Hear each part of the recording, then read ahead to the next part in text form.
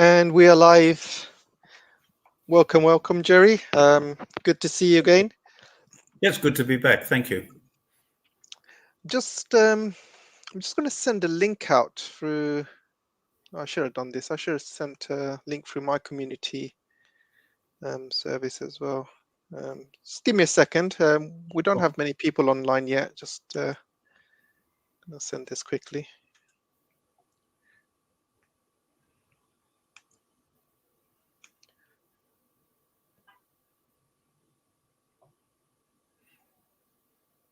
I love your name, The World Gone Crazy, because it's just so true. It really has gone crazy. Well, yeah, this last few months, and we're in for a crazy year.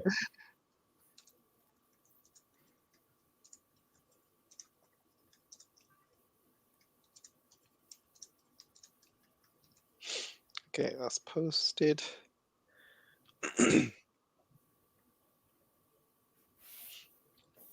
Okay, yeah, so we're getting people in now. Welcome, Josh. Cool. Welcome, Jorge. Thanks for joining.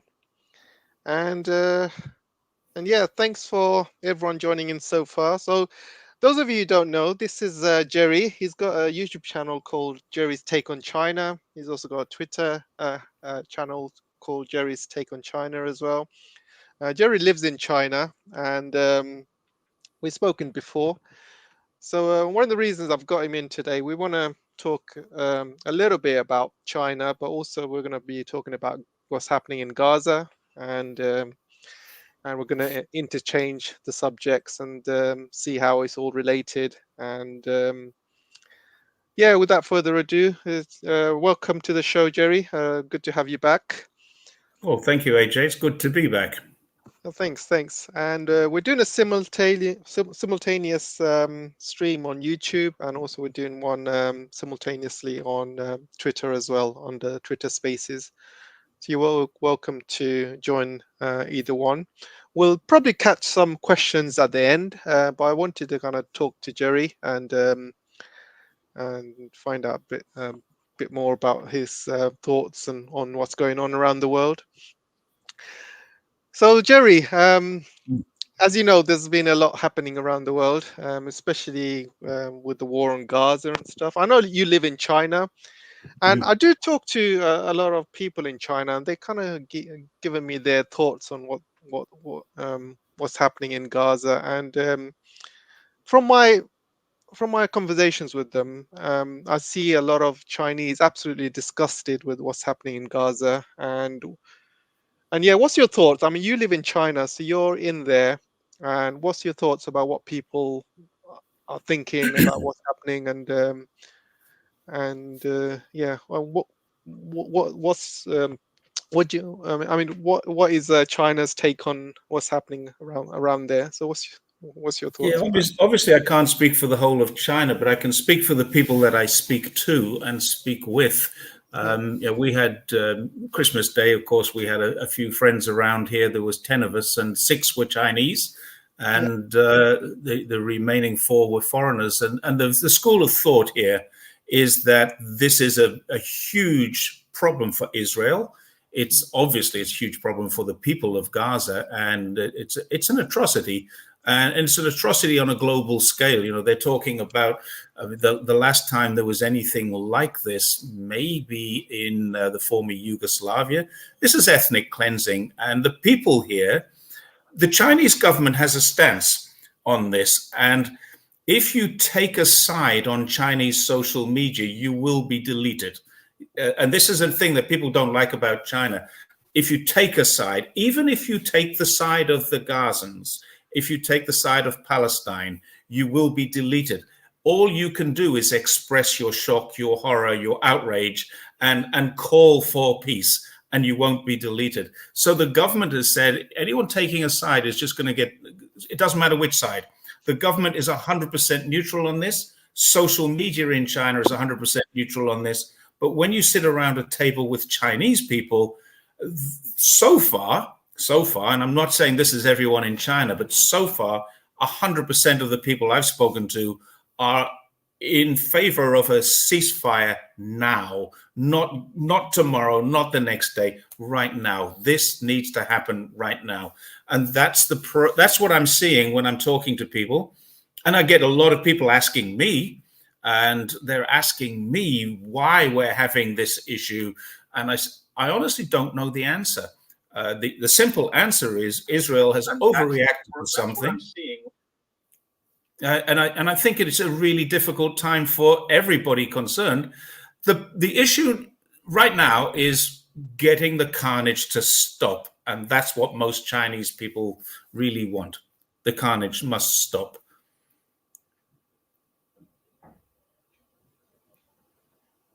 Are you still there, AJ? We got a little bit of an overlap of the Twitter on the YouTube feed there. So I got a bit of feedback of myself.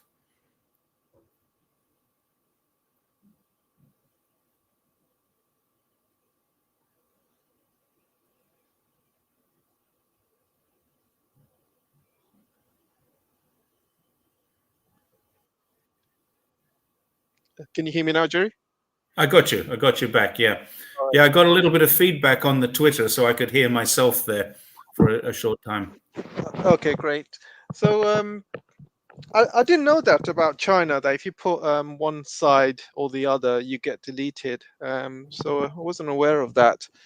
But yeah, I mean, it is kind of shocking. And I've read some news articles today that China is blocking some shipping stuff to Israel.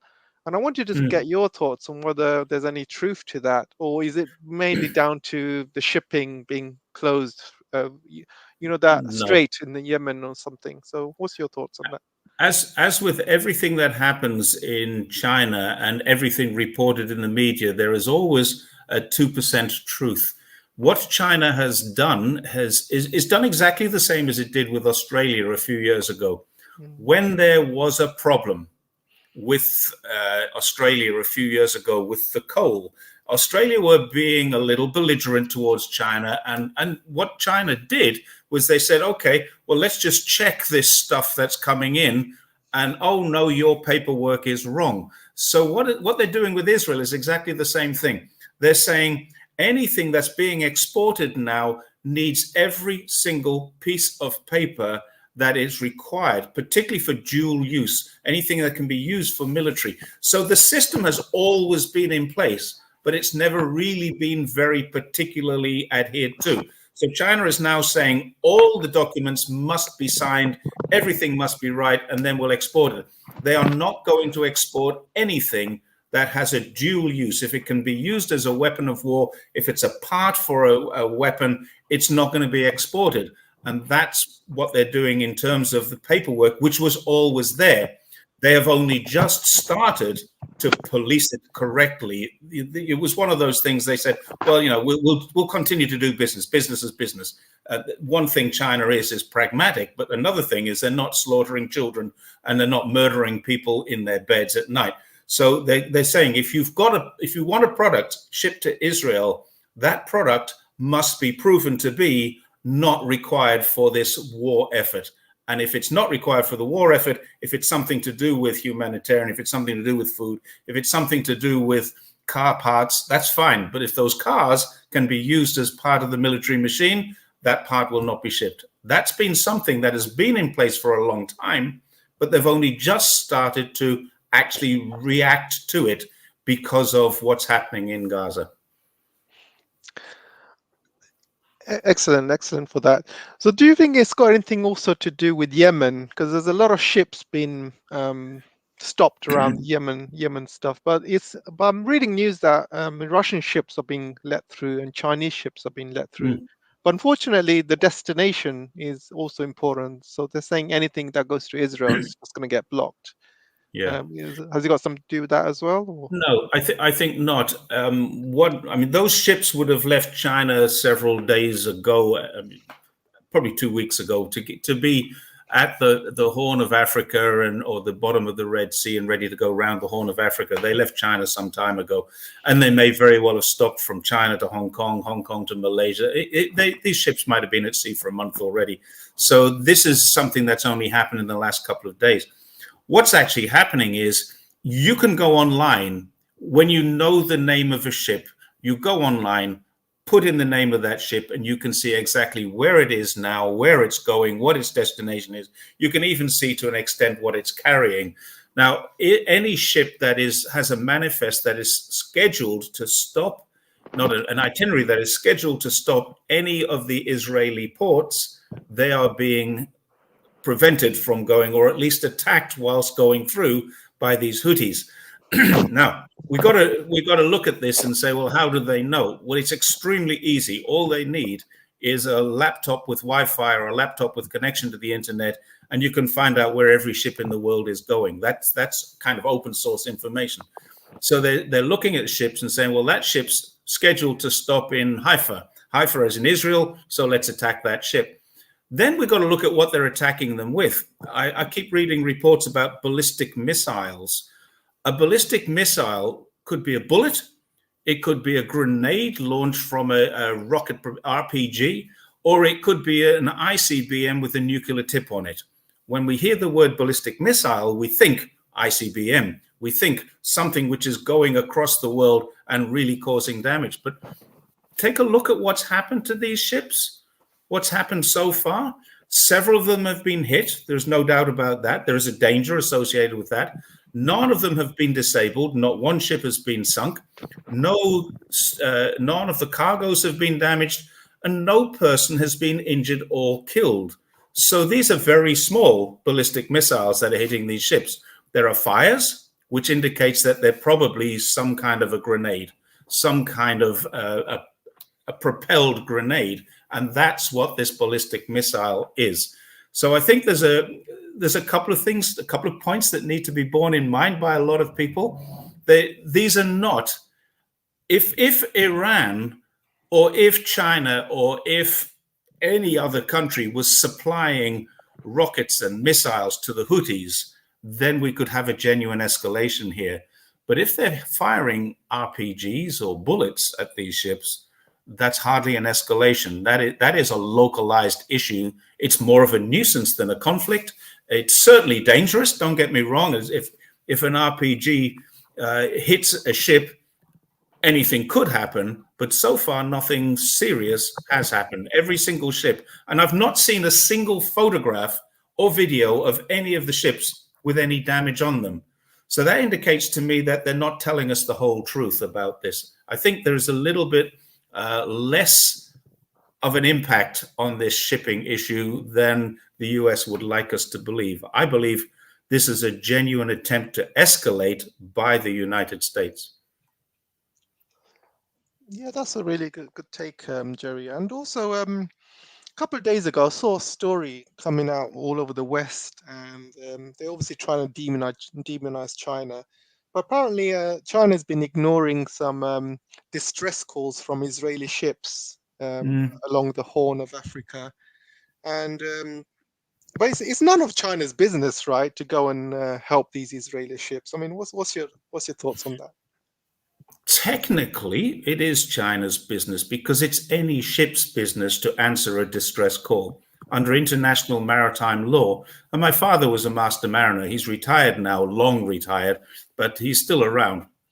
And I asked him this question. He said, oh, yeah, it's an absolute imperative that if you hear a distress call, you must respond to it. But you don't need to respond if you know that someone nearer is already responding. And that's the difference. So China's responsibility in terms of responding to this. Now, first of all, is China there in a military presence? If it's a military presence, what's it doing there?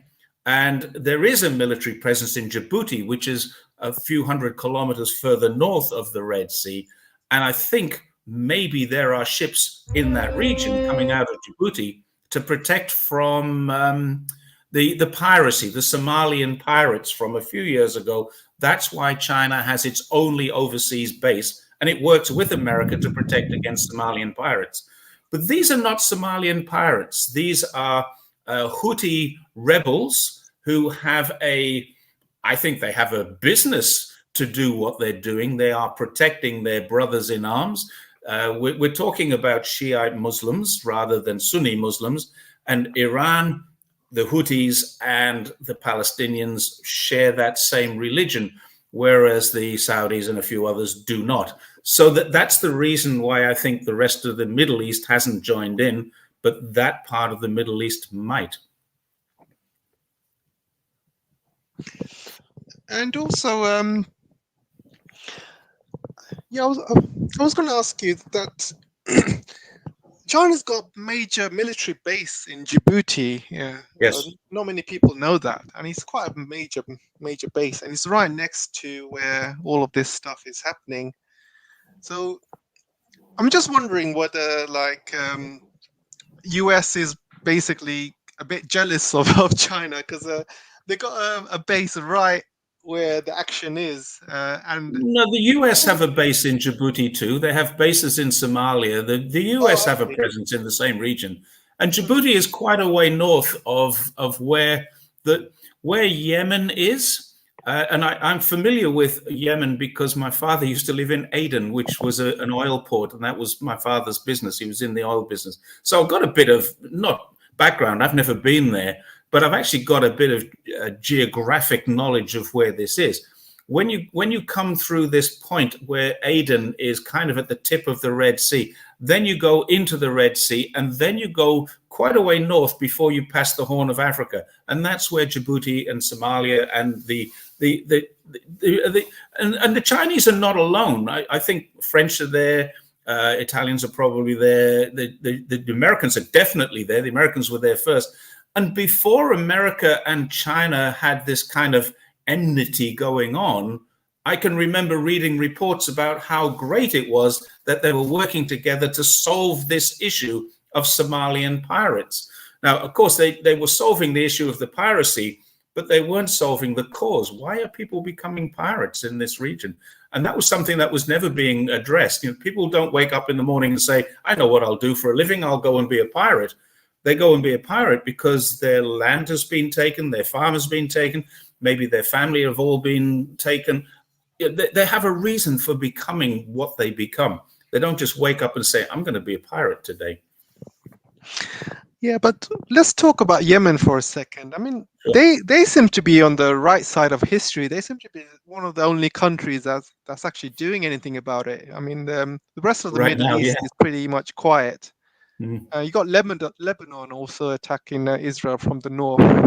They're taking some heat off Hamas, obviously, because Israel cannot put all of their forces to fight Hamas because they got to kind of look after Hezbollah as well.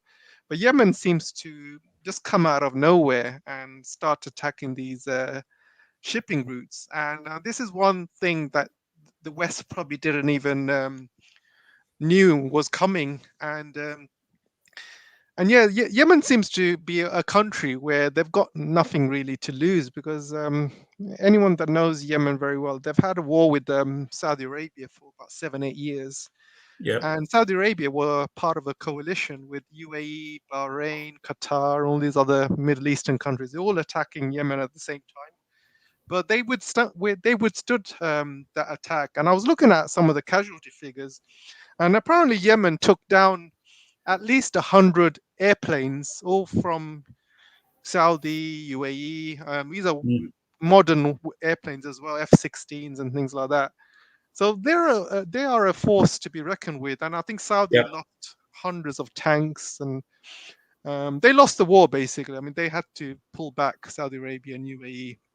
They couldn't. But the war came to an end a few months ago when China brokered a deal between Iran and Saudi Arabia. Yeah. Iran and Saudi Arabia had halted diplomatic ties several years ago, and America had been saying, oh, we're trying to fix this, and never were. They never wanted to fix this because it doesn't suit them to have these two huge countries, huge, powerful and rich countries aligned in the Middle East. It suits America to divide countries. That's what they do. They divide their own country into Democrats and Republicans, pro-choice, pro-life, pro-gun, anti-gun. They divide people so that they don't have cohesiveness to attack themselves. So they've done this in the Middle East quite effectively, and they've kind of divided. Now, whether they divided them deliberately or they just saw this and used this wedge to cut in, I'm not really sure. But the bottom line is that the people of the Middle East are divided, and they have been divided for many, many years between mostly their religious divisions, the Sunnis and the Shiites. Now, what's happened is a few months ago, China brokered a deal, and the deal reopened diplomatic ties with Iran and Saudi Arabia. And the main point of this whole deal was that the war in Yemen could stop because Iran was funding one side and Saudi Arabia was funding the other side. Once they agreed to stop that, then the Yemen issue became less of an issue. So there's no civil war going on in Yemen right now. I don't think it's been signed off as the civil war is over, but it's the same as China. China has never signed off on the civil war here. We still have the Taiwan mainland issue. And the same thing may be happening in Yemen. I'm not entirely sure, but the fact is that they are better now than they were. Now, what we've got is the Houthis, apparently. Now, I'm only getting this from Western media, so it could be completely wrong. Whatever Western media tells me, I have to look at and go, let's have a look at this in the wider scope of things, because the Houthis apparently are attacking ships that are bound for Israel. Any ship, no matter what flag it's under, if it's bound for Israel, it's going to be attacked. But then they're also, according to Western media, avoiding all Russian ships and all Chinese ships. Now, if a Chinese ship is bound for Israel, will that get attacked? I don't know the answer to that. According to Western media, the answer is no, it won't. But I've never spoken to a Houthi on the beach with his grenade launcher who says, yeah, if that's going into Haifa or Ashdod, I think, Ashdod, there's 3 or 4 ports that they can go into. If it's going into one of those ports, maybe they're going to attack it. I don't know the answer to that. I really don't. And the name Houthis, I don't know who came up with that, but that's the name of the leader of the Yemen group that's attacking those ships. Oh, is that right? I didn't even know that. Yeah. I've always called them Houthi rebels. Yeah, and they, I think what's a rebel? What's a freedom fighter? And what's a terrorist? Yeah, what's and I the think difference?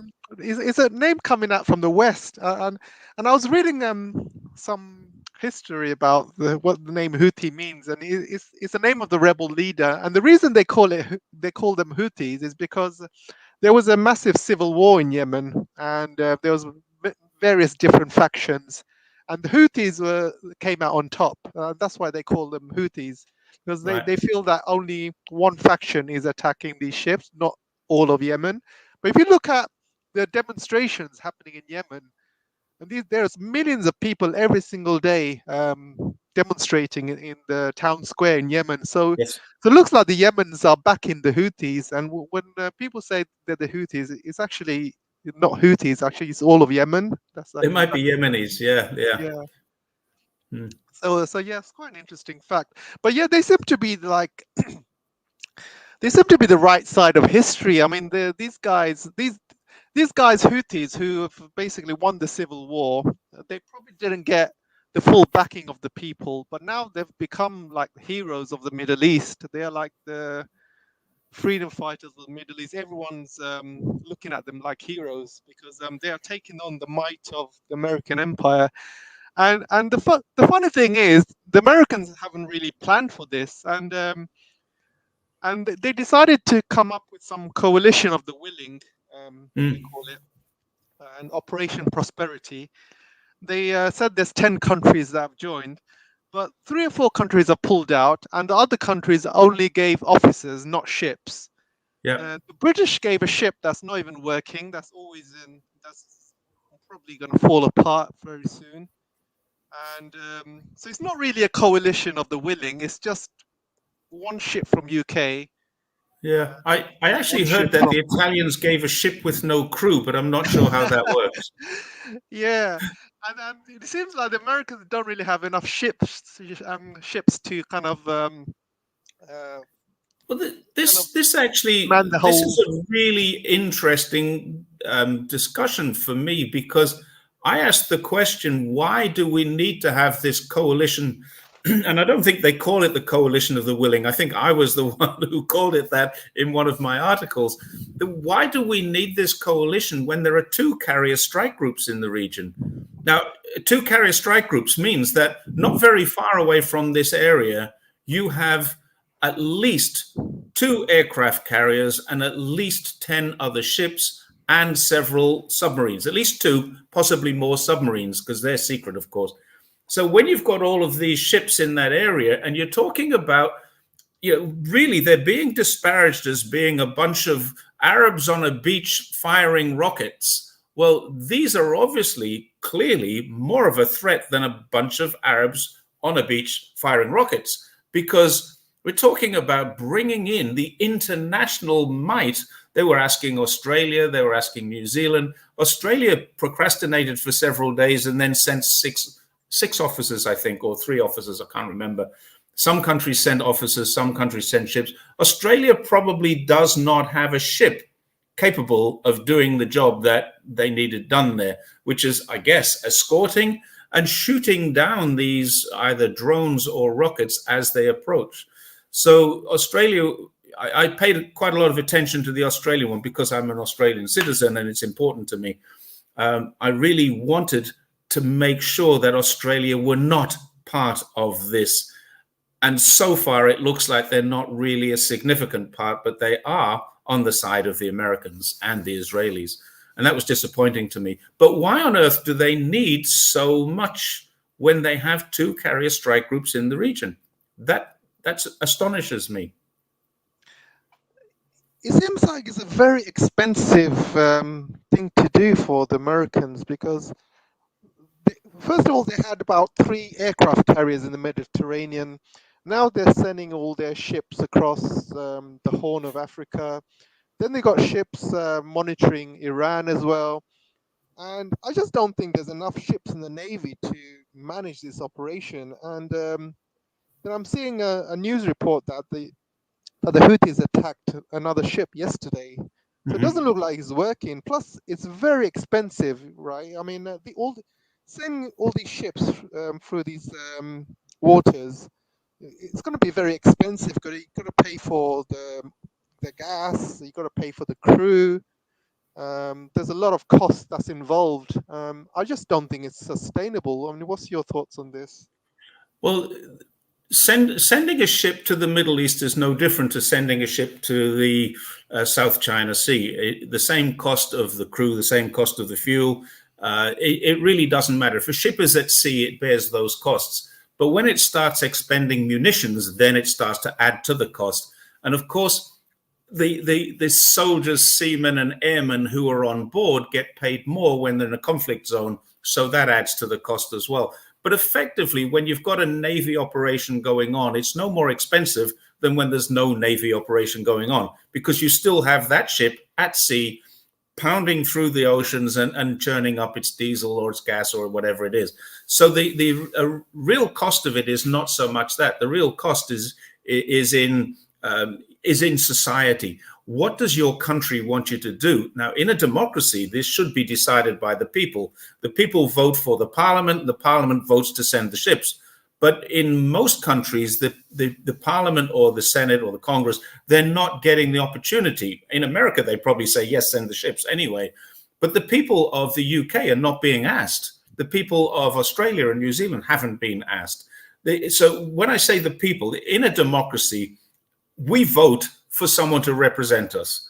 That representative needs to vote on our behalf inside of the parliament. And it's so far, it's been taken as executive decisions by the parliaments in Australia and other countries of what to do, whether to involve themselves, rather than taken as a democratic vote from the people. Now, if I was an Australian, I'd be contacting my MP and saying, which way are you going to vote? And if he says or she says, I don't have an opportunity to vote on this, I'd be saying, well, why not? Don't we live in a democracy? Apparently not anymore. So there's that aspect of it. The other aspect is why? Why are we involving, or why are they involving so many different countries to tackle what I think someone called them Arabs with camels? And I mean, honestly, That is what these people are. They're Arabs on the beach, and they are obviously a formidable force, but they are not a military conflict zone. This is a more of a nuisance. It's more guerrilla warfare. It's something that doesn't need. It shouldn't need a carrier strike group. It shouldn't need Air Force jets flying in and out of there, strafing the beaches. What it should need is a few hundred Marines landed on the beach and then sorted out. But they're obviously not doing that. Why they're not doing that? And I actually see that this is part of a wider plan. My opinion. This is just an opinion. I believe they want to get Iran involved. They want Iran involved so that they can then escalate this to a much wider conflict, because they've never liked Iran. They haven't liked Iran since long before, the 1950s and 1970s. We have different things going on in Iran. But the Shah of Persia was deposed, and then we got different things happening over there until finally it became an Islamic Republic. And the Islamic Republic are what they do not want. But they've got them. So I think that's the plan, is to escalate this, widen the conflict and bring Iran into it, which then it gets even worse, because Iran is part of the Shanghai Cooperation Organization. Iran is part of BRICS. So we've got things going on there which are going to say, well, maybe we need to get China involved in this too. Can you see how this can escalate? So, yeah, thanks for bringing up Iran. I'll come back to Iran a bit shortly. But there are munitions being destroyed. I mean, apparently they've already destroyed about 100 drones or something. These are $2,000 drones, and they are being destroyed by $2 million missiles. So in terms of the economic costs of this conflict, it's already going over budget, don't you think? Yeah, I have another comment that I'd like to make about that, which really would be worrying for any naval leader, any admiral, any guy who is in charge of a fleet. China has drones by the million. China can put up drones that look like dragons and send them flying around. 10,000 drones up in the air at the same time. Now, if they're sending up these $2 million rockets just to take out one drone, then they're really going to have a lot of trouble when it comes to China. And you're just thinking about that escalation, the Taiwan issue, all these things. China has got them banged to rights with these drones, because China has literally access to millions and millions of drones, whereas America doesn't have access to millions of anti-drone missiles. Now, I know there's all kinds of things like EMF pulses and things like that to take out drones, but the bottom line is, if 10,000 drones attack a ship, some of them are going to get through, and that's got to be a worry. If you've got an aircraft carrier and 100 drones hit that aircraft carrier on its landing deck, then how are your planes going to land? And the planes are in the South China Sea, and they can't land in Taiwan, because if we're in that kind of a conflict, China will just shoot them down. So you see what the issue is now. Maybe it's all just a practice run to see how do we compete with these drones? How do we compete with guerrilla warfare when we're using multi-million-dollar things? The same thing's happening in Ukraine. A $2,000 drone is, in fact, it's probably a 2,000 RMB drone, is doing more damage than a $50,000 rocket can do. That's a problem. Yeah, and these drones in Ukraine, they are Iranian drones as well, and yes, yeah, and obviously improved by the Russian side. So, I mean, there's a different thing. There's two different ways to look at drones. One is the kind of thing that DJI makes with a camera on it, and the other extreme is this thing that is longer than my apartment, and it carries Reaper missiles. There's two different sorts of drones. I mean, there's many things in between. China has these industrial drones, and it has agricultural drones. They can carry 50 to 100 kilos. And those kinds of things are very, very dangerous when adapted. And I think that's what has happened. Agricultural drones have been bought, and people can point the finger at China, but China's selling agricultural drones. If someone takes that drone and adapts it into a military weapon, that's not exactly China's fault. China's not going to stop selling farming equipment just because we don't stop selling pitchforks because they can be sharpened into stabbing weapons. We don't stop selling drones because they can be adapted into bombing weapons. So I think that's a really interesting thing. Where the drone warfare is going to go, I really don't know. But I'm wondering if the whole thing is just a practice run to see how these ships deal with these. We're going back from massive warfare to micro warfare, and that's what's happening in the Red Sea.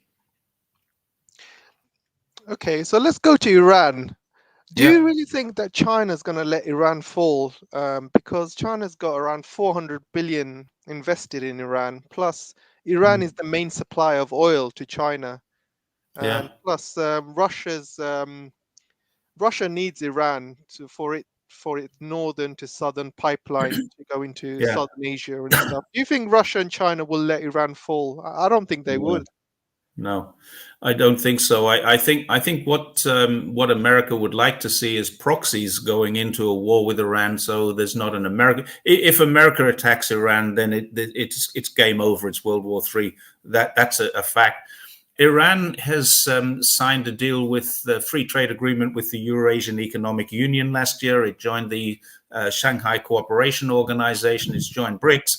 Iran is now a central focus in the continued growth of China and the renewed growth of Russia.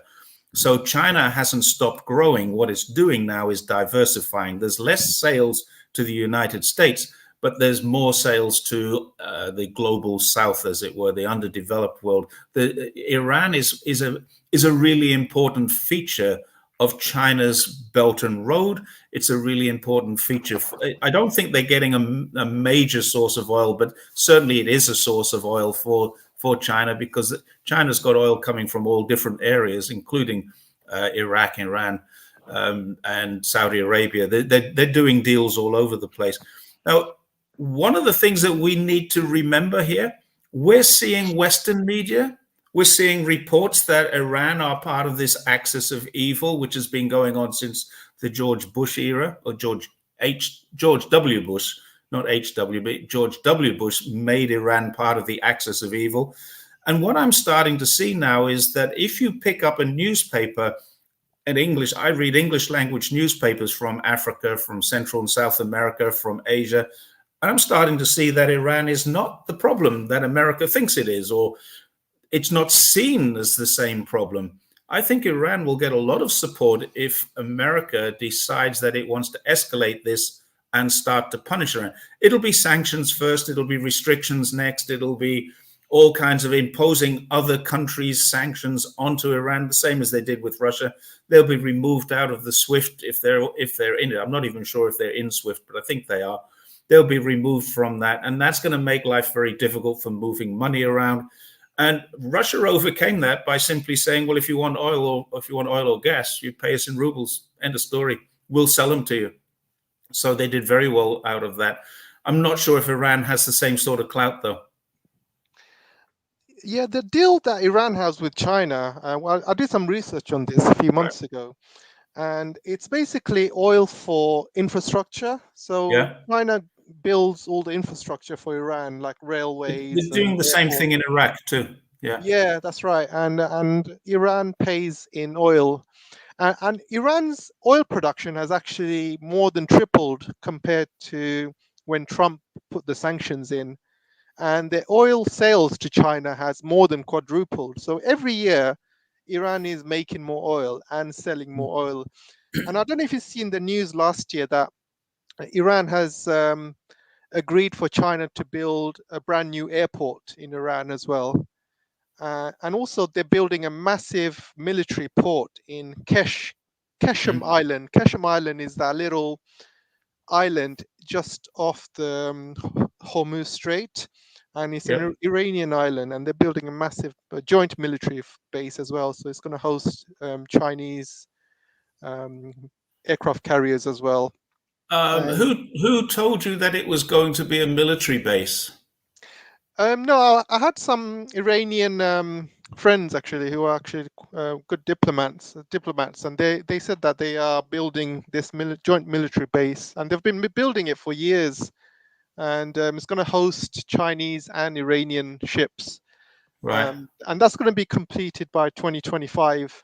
So it's a couple of years I away. wasn't aware that it was military. And I keep hearing reports, for example, like the port in Sri Lanka, the port in Pakistan, the one that they're going to build in the Solomon Islands. The Western media always say China could turn it into a military port. And yes, they could, but they have no plans to. And this is the issue.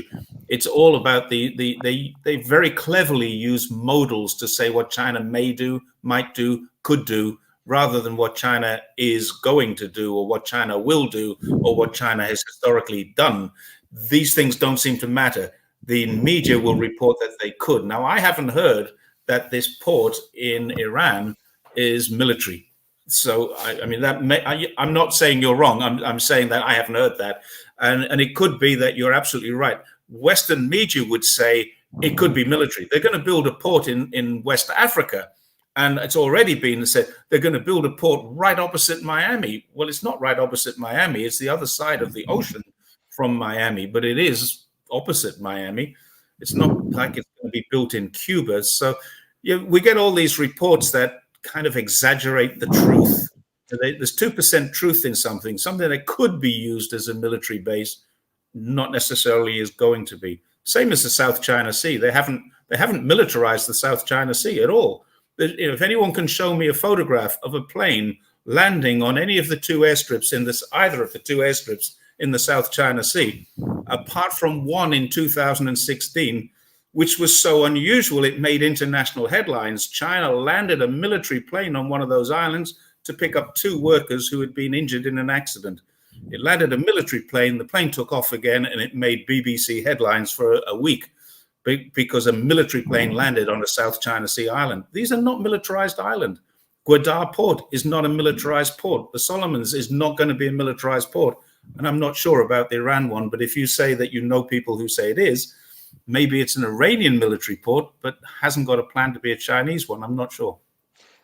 No, I think there are plans to have a Chinese military port there. I mean, it's all part of the bigger picture, because China is investing a lot in Iran. They're also investing a lot in Pakistan as well. They got the Gwadar port, and they've already spent 200 billion on the CPEC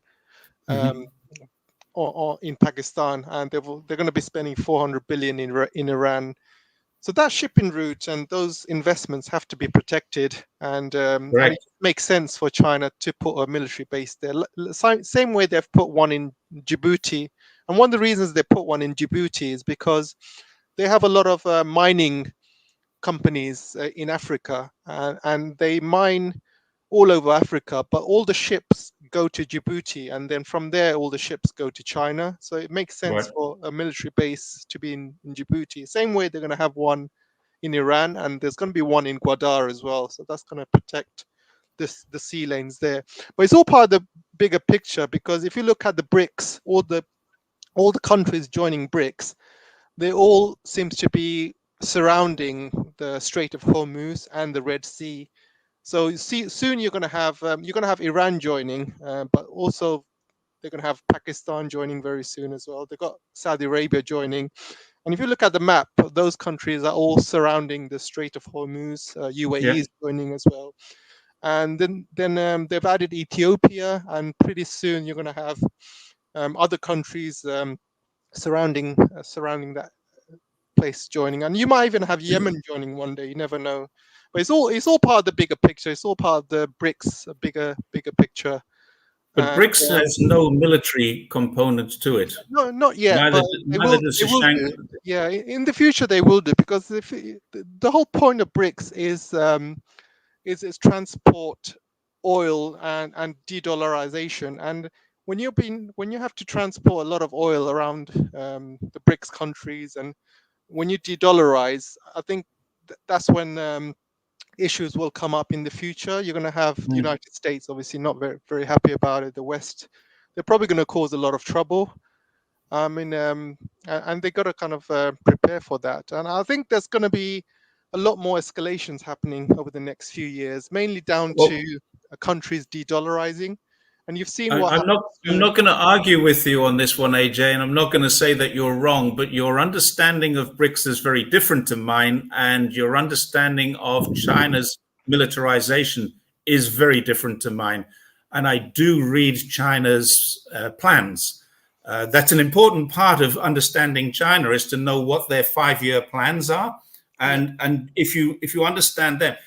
My understanding, the SCO, the Shanghai Cooperation Organization, has an anti-terrorist or counter-terrorist component to it, and Iran is part of that now. So there is some security issue with the SCO, but with BRICS, there is no military, no security. With BRI, there is no military, no security, and there are no plans, as far as I'm aware, and I've never seen one. You might be able to prove me wrong here. I've never seen a single plan to militarize either Gwadar or Sri Lankan port or anything in the Middle East. The only place they have a port is Djibouti, and it was at the international community requested China get into this because they were basically protecting ships coming from China. And they kind of said, well, China, you better be part of this. And it was when China was more friendly with the West, or the West was more friendly towards China. And they built a port, and then they put the manpower in there. The manpower is what supports the regional security. The port is what supports the ocean security. That's the only one that I'm aware of. There's talk of a military installation in Cuba. It's bullshit. There's talk of a military installation in Burma or Myanmar, one of the islands between Myanmar and Bangladesh. It's also bullshit. It's a listening station. So it's an intelligence gathering, perhaps. Or it's maybe just a telecommunications station, which is what China says it is. And so these kinds of things, these stories get embellished into China is militarizing this, when in fact China hasn't got any plans to and has no history of, and there's no evidence that it's going to happen. There's only the possibility that they could, they might, they ought to. I'm not arguing that, but they haven't got a plan to, as far as I'm aware. Now, you might be able to prove me wrong, but at the moment, BRICS is not military. BRI is not military. There's no military expansion in either of those. Now, I'm quite certain in the background, Chinese will have a policy or a strategy, which we don't know about, to protect their interests. But that policy is not an outgoing policy that we can say China is going to militarize this area. They haven't done that ever, and there's no reason for them to start now. No, you're 100% right. There's no military talk about it now, but right. I think they are setting everything up for there to be military bases in the future, and that's what I'm saying. I mean, right now, they're focused yeah, on the BRICS. You're making that same statement that media makes. They could militarize that. Yes, they could. I agree. They could. Yeah, but right now, I think their focus right now with BRICS is to de-dollarize. I think that's their focus for sure. Yeah. But Russia is the chair of BRI. I'm sorry, the BRICS nations next year. So 2024, Russia's going to be. I think what they're going to be focusing on is building a central bank for the BRICS, and they're going to be pushing countries to de-dollarize, to sell commodities outside dollar. So that's going to be the focus next year. But within maybe 5 years, 10 years down the line, I do think there will be military bases there, because they have to protect those interests. Because if they don't, China could and Russia could lose a lot of leverage there. But I think you're 100% right. I mean, there is nothing kind of concrete right now, but in the future, I think there will be. There has to be, because otherwise, how are they going to protect their interests? I think there has to be in the future. And the world going multipolar right now, they cannot rely on United States to police the world. And you've seen how United States is acting with Gaza, with everything else around the world. So Russia and China cannot rely on American ships to kind of protect their sea lanes. They have to do it themselves. So I think within a few years, you will see Russia and China having some sort of joint military if they haven't spoken about it yet, they probably will over the next few years. Probably. I look forward to seeing those announcements, because there's nothing there about it right now, at least as far as I'm No, aware. right now there isn't. But you got to see. I mean, China. You can't say China and Russia haven't really thought about it. I mean, the world is moving in a Of multipolar course, of way. course. So they're obviously talking about it. They cannot. Mm. They cannot not have anything militarized around those Mm. important sea routes, because if you let America protect those sea lanes, and suddenly there's a war, say somewhere around the world, and America blocks those sea lanes, then China's going to be in trouble and Russia's going to be Yep. in trouble. Well, So the issue is, really if careful. America blocks China's sea lanes, then the biggest country that will suffer would be America. There's no question about that. So you've got to start looking at that from a wider perspective than just the sea lanes need protecting. So, for example, the sea lanes needed protecting around the Horn of Africa, where Djibouti and Somalia are. The sea lanes definitely needed protecting there, and it took not necessarily global, but it took an international coalition to make that happen, and it worked very, very well. It has prevented piracy, acts of piracy, quite successfully. It's done very, very well. That's the kind of thing that's needed. That doesn't necessarily mean that China needs to put military bases. There's a difference between a military base for offense and a military base for defense. China has the world's largest navy now, but it has the wrong navy to attack any country. Any expert who understands shipping will be able to tell you this. China's navy is not an aggressive navy. It can't be used aggressively because they've got the wrong ships. They've built ships that defend. They haven't built ships that attack. America has ships that attack and defend. It's very good at both. China doesn't need to attack. It just wants to defend. So if they do put shipping, military shipping into those areas, it will be the same sort of thing as they've got in Shanghai, Shandong, Dalian, Hainan, Guangzhou as well, no doubt. All around the east of China, there are military ships, but they're for defensive purposes, not aggressive. Yeah, of course. I mean, China is not really a blue water navy, the green water navy, and it's purely for defensive purposes. Completely agree with you. But there will come a point when let's say 10 years from now, there will come a point when they will need some sort of defense from these sea lanes. For example, there's a lot of mines that come out of Africa, and China is very reliant on mines, right? Lithium and other important minerals coming out of Africa, and China's probably has access to 80% of mines in Africa. So those shipping lanes will need to be protected. Also, China buys a lot of oil from Saudi Arabia, UAE, Iraq. Well, the Middle East, Kuwait as well. So those shipping lanes will also need to be protected. I mean, there are a couple of choke points as opposed to shipping lanes. I mean, there's a shipping lane from Venezuela to Beijing, or to Venezuela to Shanghai as well, but it's wide open ocean, and really they don't. If you're taking ships through the Red Sea, through the Suez Canal, through the Horn of Africa, those are very narrow. I think the Red Sea is only 18 miles wide. So that's a very, very narrow shipping lane in terms of the size of these ships that go through there. So 18 miles is not very wide. They're the places that need protecting, but the general shipping doesn't really need protecting. I mean, the only way, 400 years ago, pirates and privateers roamed the seas because they had the same size ships, or maybe slightly smaller and faster ships than the Navy, and that was okay. But now it's a very different scenario. The pirates don't have cutters and frigates and destroyers. They have sloops. They have these tiny little 18-seater boats where they get on board with their AK-47s and they zoom out, 4 or 5 of them, and they take over a ship. It's a very different sort of scenario to the kind of defense that you're talking about if there's a war going on. And we have submarines shooting through, like the transatlantic war that went on in the Second World War, where there was a U-boat navy shooting ships out of the ocean.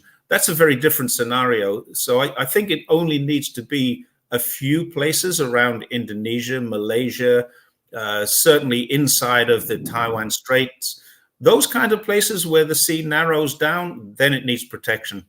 But the sea lanes, definitely not so much, unless there's a war, and then it's a different situation. Sure. So can I put something out there? Yeah. Do you think China will get involved with Gaza if things get worse, if more civilians are being killed, for example? Do you think China will get involved, maybe with the joint operation with Russia and the Middle Eastern countries? The only way I can see China getting involved is with UN peacekeepers. China is the largest provider of military to the UN peacekeeping force. USA is the largest provider of funds. China is the largest provider of manpower to the UN peacekeeping force. Now, unless the United Nations sends peacekeepers in there, I don't think China will ever put boots on the ground. I'm very sure Russia wouldn't either. And the reason Russia wouldn't is because it would just be too sensitive a conflict. They're already involved in one. China are not yet. And I don't think China will be, if we're honest. But that's something else we can talk about is the Taiwan issue. But China, no, I would say I'd be 99% certain that China would not put boots on the ground without UN approval. Do you think China will get involved if Iran is attacked? Because Iran has got more Chinese interests. Or do you think China really would provide weapons to Iran? I do believe that China would support Iran. I believe that China would support Iran. Rolf has just put up there that China is arming Iran. I'm not sure if that is true. I believe that China supports Iran. And I guess that it's not so difficult to get things that have what's called dual purpose. You know, you can buy a car and it can be modified into an armored personnel carrier quite easily. A certain type of car, like a Beijing BJ-40, can be modified into, and they might sell 150 or 1,000 or 1,000,000 Beijing BJ-40s to Iran, but they're cars. When Iran gets them and then modifies them, they become military equipment. And that's the difference. So I don't think they're actually arming. I think they are supplying, for sure. Be crazy not to, because Iran would need it, I think. Would China put boots on the ground? I think probably not. In Iran. Yeah, but wouldn't it be like a situation in North Korea or Vietnam? Because if Iran falls, that's a big blow to China, because obviously, like I said, Iran provides a lot of the oil, a lot of natural resources, because Iran's got a lot of mines as well that it sends to China, and also there's a lot of investments in Iran, Chinese investments, 400 billion worth also. Sure. And they can't let Iran fall, surely, if they don't put boots on the ground. Because there's Iran a great deal of difference to protect itself right now. I mean, if it went to a war with the West. Okay, there's a great deal of difference between Iran and North Korea, or Korea as it was then. It was the Korean Peninsula, and Vietnam as well. China did send troops into Vietnam. That's not a secret anymore. I think everybody in the world knows that. And they definitely sent troops into Korea. They call them a volunteer force, but I think they were military troops. My father-in-law was primed to go to Vietnam in the late 1960s. He was in the army. He was going to go. He learned some American English. He learned things like, and when I first met him, he joked, he said, "I know some English, hands up." That was basically all he could remember. But yeah, he learned that kind of degree of English when he was scheduled to go into Vietnam. There's no question about it. China supported Vietnam military with manpower, and they did the same with Korea. Now, the difference is that if you take a look, we know for a fact now that MacArthur planned to nuke. At one stage, he wanted to nuke China. He wanted to continue and roll across North Korea into China. He wanted that. So, of course, China was itself by sending troops into North Korea to help them defend against the Americans, who, had they won, would have surely rolled across the border and taken over certainly parts of what we now call Dongbei, which in those days was Manchuria, and before that was Manchukuo, where the Japanese and the Russians had already taken over. So that was why that was. Guangxi on the south had a great danger. Look what America did. They bombed neutral Laos. They put troops into neutral Cambodia.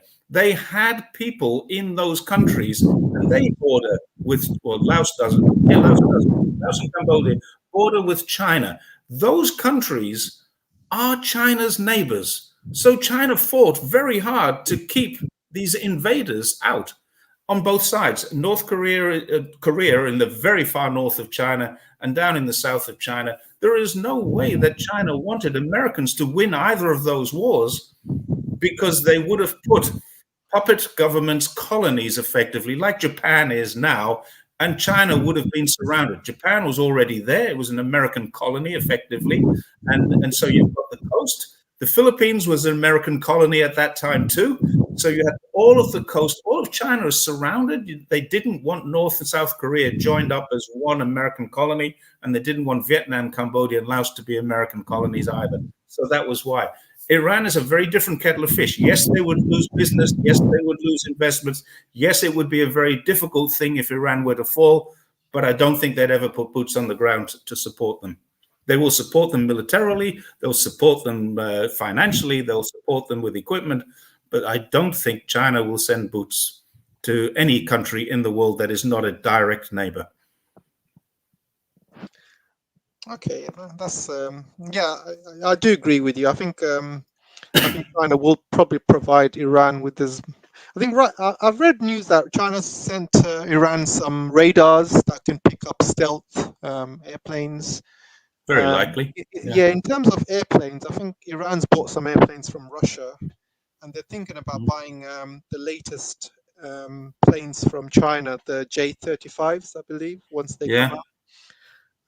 But also, but yeah, I think the drones would probably do enough damage to the Western military. I think those swarm drones.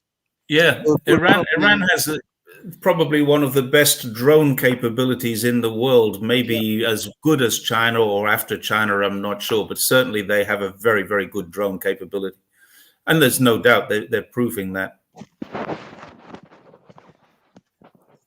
So yeah, I think this is. I mean, it's all my opinion, AJ. This is not based on any fact. It's just my understanding of China, China's culture. They're not going to send troops to another country. They're not going to send troops to the Middle East. They're not going to send troops to Iran. But they will support, and they are very much supportive of the two-state solution in Israel. But do you really think this two-stage solution is viable solution now? Because it sounds to me that's completely gone out the window. Israel's not going to want it. No. So the simple answer is it's a very naive assumption to say that Palestine can become one country and Israel another country. Yeah, I don't personally don't see it. There's either going to be a one-state solution. That's not going to happen because Israelis are not going to want to live with Palestinians. No, and I mean, let's face it. What Israel has now done to Gaza and to Palestine, to the people of Palestine, it has basically created an army of people who hate them, who hate Israel with a passion.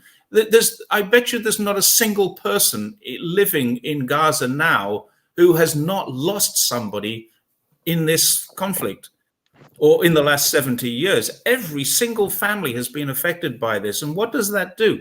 And what did China do when it had terrorism? It did clamp down. It smashed down on the terrorists and it locked a lot of them away. And then it re-educated, it poverty alleviated, it improved infrastructure, it gave them jobs. It has completely changed the entire region.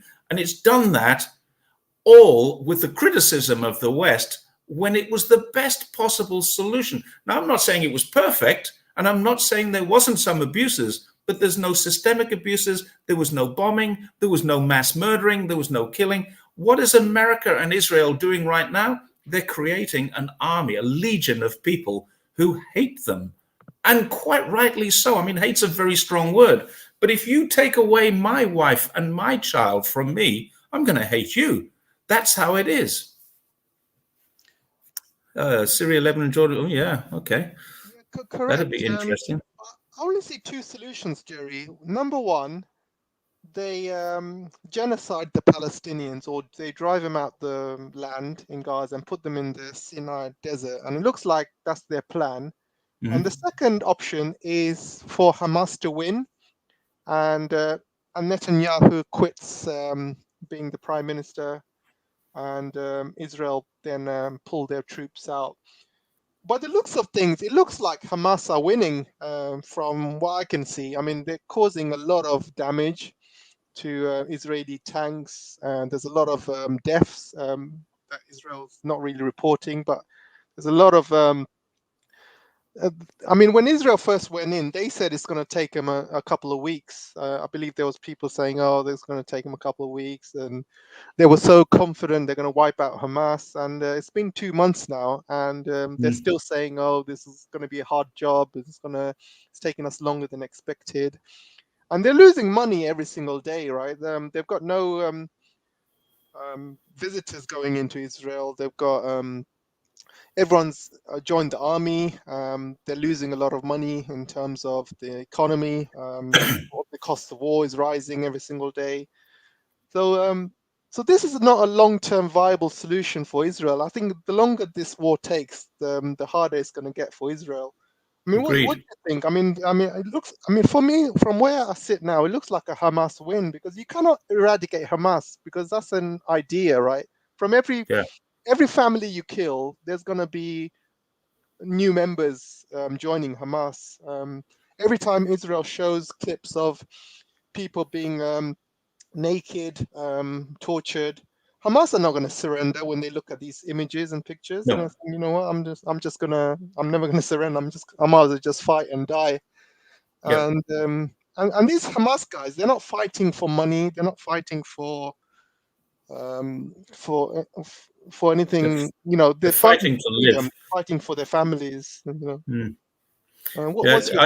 I think to describe it as Hamas is winning is probably a bit of an overreach, but I do agree with you. Hamas is causing Israel a lot of headache, a lot of heartache, and certainly a lot of wallet pain. But whether or not Hamas can win this, I honestly, if you're going to ask me what's the solution, I don't know the answer. I don't know what the solution is. And people say, well, maybe if all the Palestinians moved to this place, I would say, well, hang on a second. Isn't that what they did with the Israelis in the first place? They moved the Jews into this place and said, oh, we'll just give them this place and it'll be okay. We'll have 2 states here. This was 75 years ago, 1947. Now, what then happened? So if we're going to move the Palestinians to another place, who lives in that other place right now? And what are they going to do? Now, you can't say we can move them to a place that's empty, because the only places that are empty are deserts, and they can't live in a desert, not unless somebody wants to reforest and pump in water to that area. Like it just isn't going to happen in the next 10 years. You cannot relocate 2 million people from Gaza. But then when you relocate them, aren't they going to start on the West Bank as well? And aren't they going to start on the Golan Heights, which is not even in Israel, or Palestine, it's in Syria?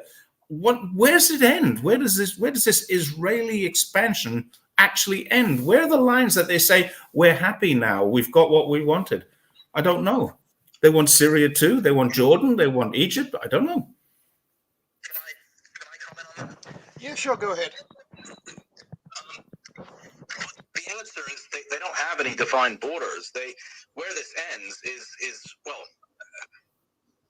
the Nile to the Euphrates. That's what the Greater Israel Project is, and that's their ultimate goal. So they want the entire Middle East, from Iraq all the way down to Egypt. The Greater Israel, you mean? Yon, Idon Yon project or something. I can't remember the name, but yeah, Greater Israel. So they don't the borders that we see now of present day Israel. They don't actually consider that those borders legitimate. They see Israel as the whole region. So that's why it's just kicking the can down the road. You know, shoving the Gazans into the Sinai will just it's just kicking the can down the road, because then the problem will be moved further along, and then they'll move, because they want to take Sinai back, because they actually occupied Sinai for a number of years, and I think it was 1982 they handed it back to Egypt after it had been conquered. I think it was the 67 war. 67 war. I can't remember, but they see Sinai as theirs, so they'll then start attacking the Sinai, and under the using the excuse of Hamas are now in the Sinai, so we need to start bombing that part of the world, and that's going to, of course, drag Egypt back into conflict with Israel. So it's just never. This does not end. There is no, it's let's just give them this territory and all that will solve the problem. No, it just pushes the problem further down the line. So yeah, there is no end to it. I mean, the two-state solution, that was Israel never intended to honor that.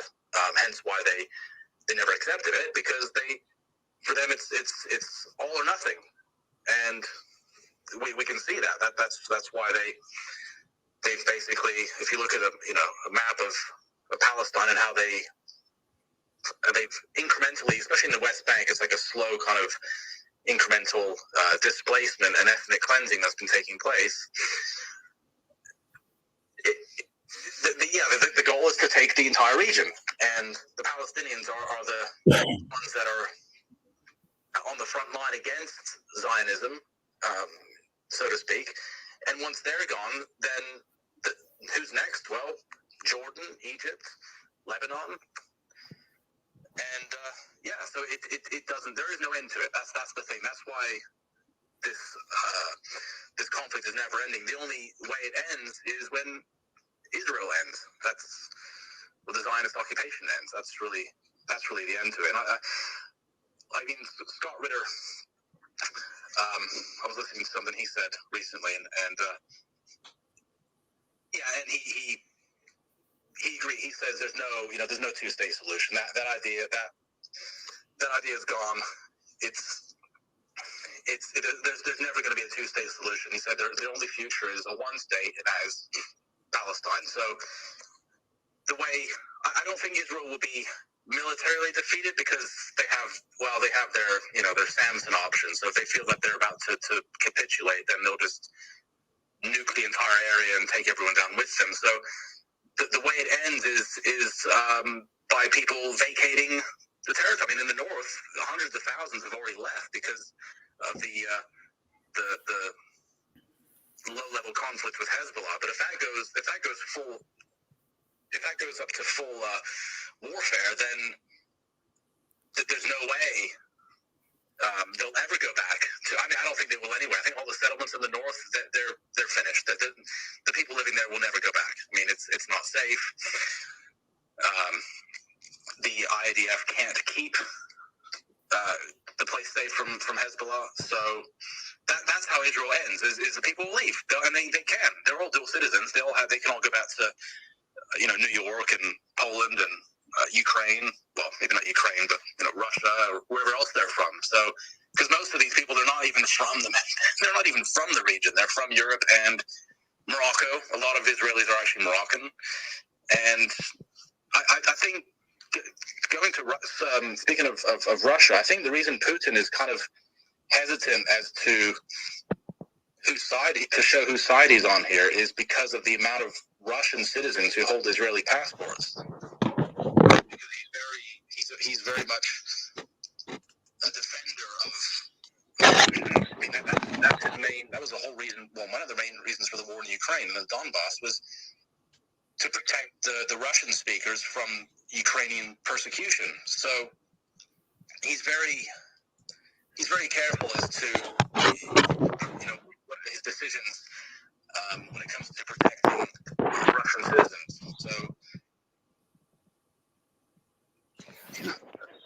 So, yeah, thanks for that. Jerry, do you have any reply to that? That was Angry from Spaces. So he came in. I Okay, don't know if you I heard know most of angry. that.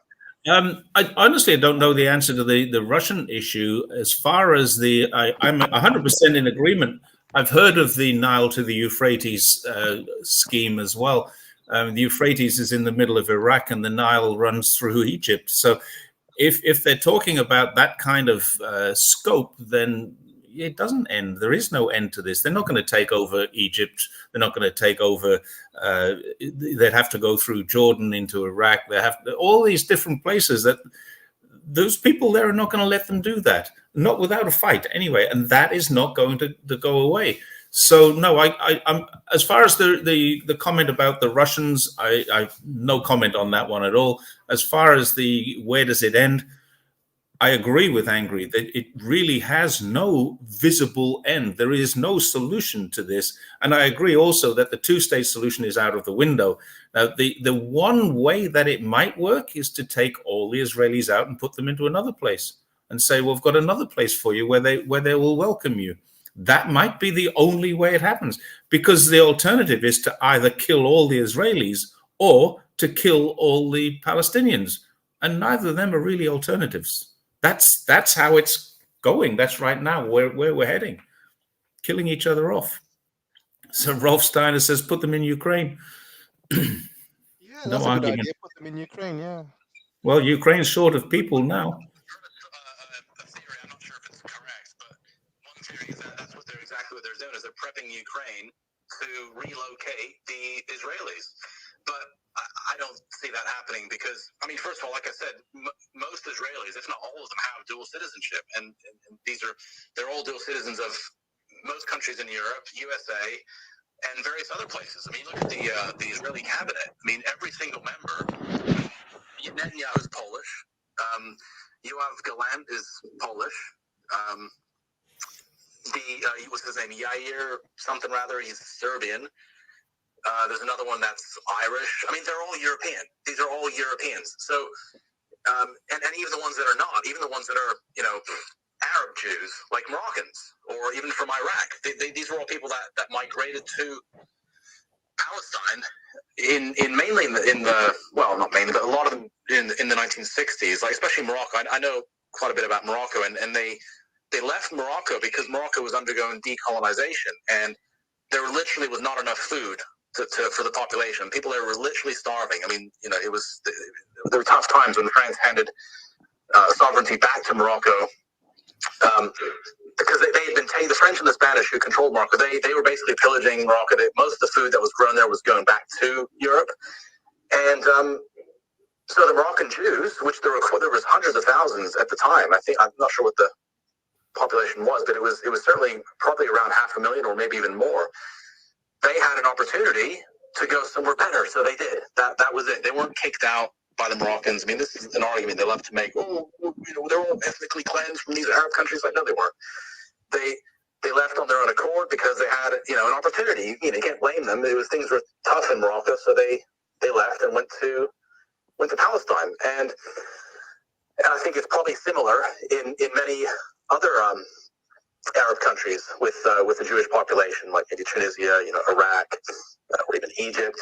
They had an opportunity to go somewhere, and I'm sure there were all kinds of incentives, probably subsidized land or maybe even free land. I don't know what they were doing at the time, but they were certainly incentivizing Jews from all over the world to go live in Palestine.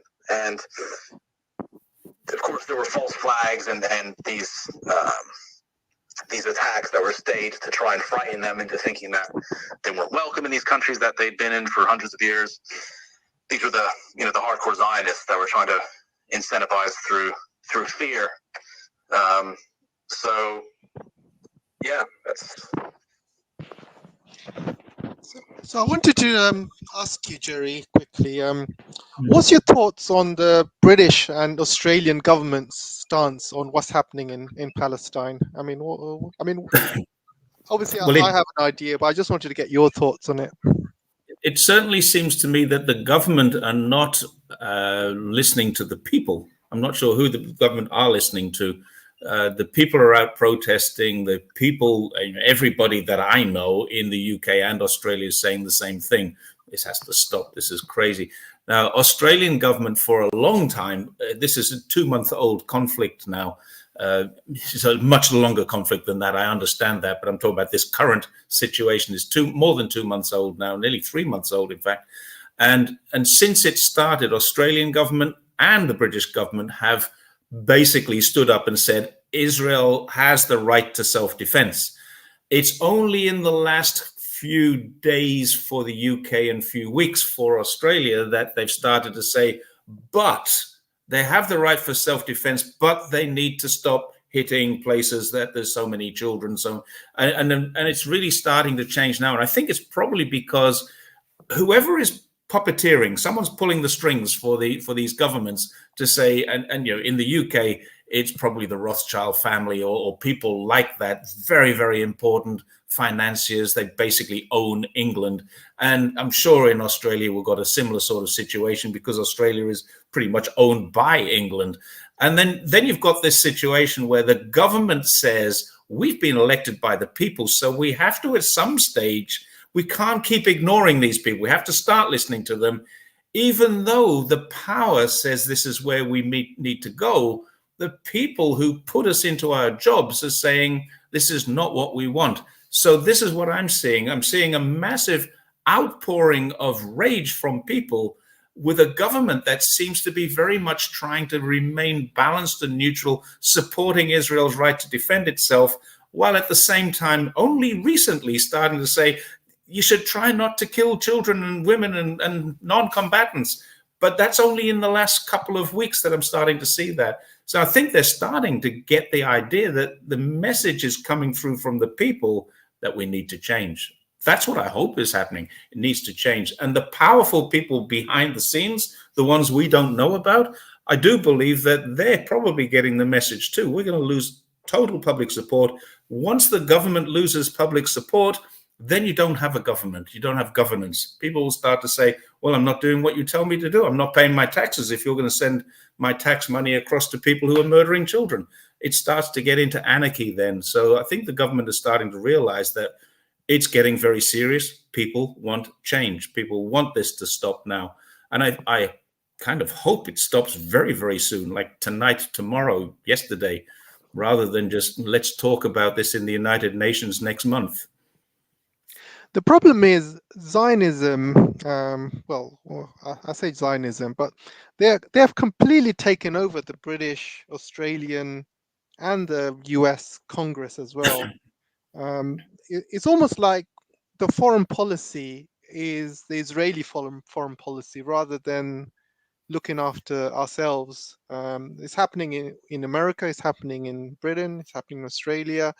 I mean, how could these Zionists take over these governments?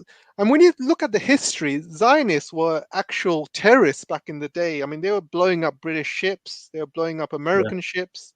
If you look at the history, and these guys were real terrorists. How did they get to this stage where they're basically controlling the Western governments and their foreign policy? They own it. That's it. They own the finance system. They basically own the method of governance. That's how it is, unfortunately. I mean, that's not I mean, I'm trying to be as polite as I can here, and I don't want to sound anti-Jewish. I'm not anti-Jewish at all. I've got very, very good Jewish friends. I just said that there's some people, and I remember I met Jacob Rothschild when I was very young. He will never remember this, but I remember it very, very well. I was a young police officer, and I actually reported him for an offense. By the time I finished the report, and I was walking away, and I got a call to come back to the police station. And I walked back to the police station, which was a 20-minute walk. And by the time I got there, there was a sergeant who only worked daytime. He was one of these senior guys in the station. And he'd been pulled in from his bed at night to talk to me and say, what the hell are you doing? Don't you know who this person is? And all I did was I reported him for an offense of turning right against a no right turn. And it turned out he was Jacob Rothschild. I mean, I didn't know who Jacob Rothschild was. I was a 19-year-old kid at the time. And he was basically, do you know who I am? Do you know how much trouble you're in? And I said, well, I didn't turn right. You did. So I'm writing the report out. We didn't give tickets in those days. We reported for process. And by the time I got back to the police station, the whole thing had been squashed. That's how powerful these people are. They just do not have the same laws that we have. That's my only experience with a Rothschild, and it was Jacob Rothschild. He's now Lord Rothschild. He sits in the House of Lords, and he makes the rules in the UK. The House of Lords make the rules. They're not elected there. They're put there. They're born to it. So there's where we have it.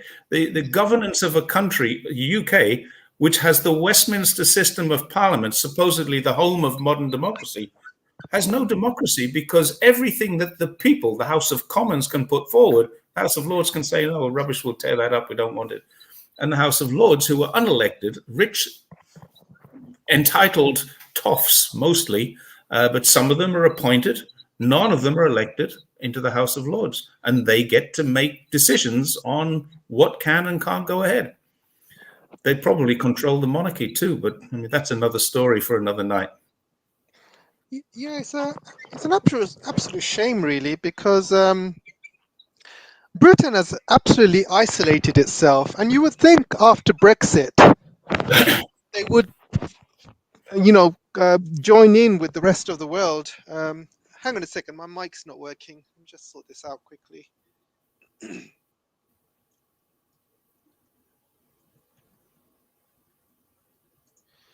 Okay.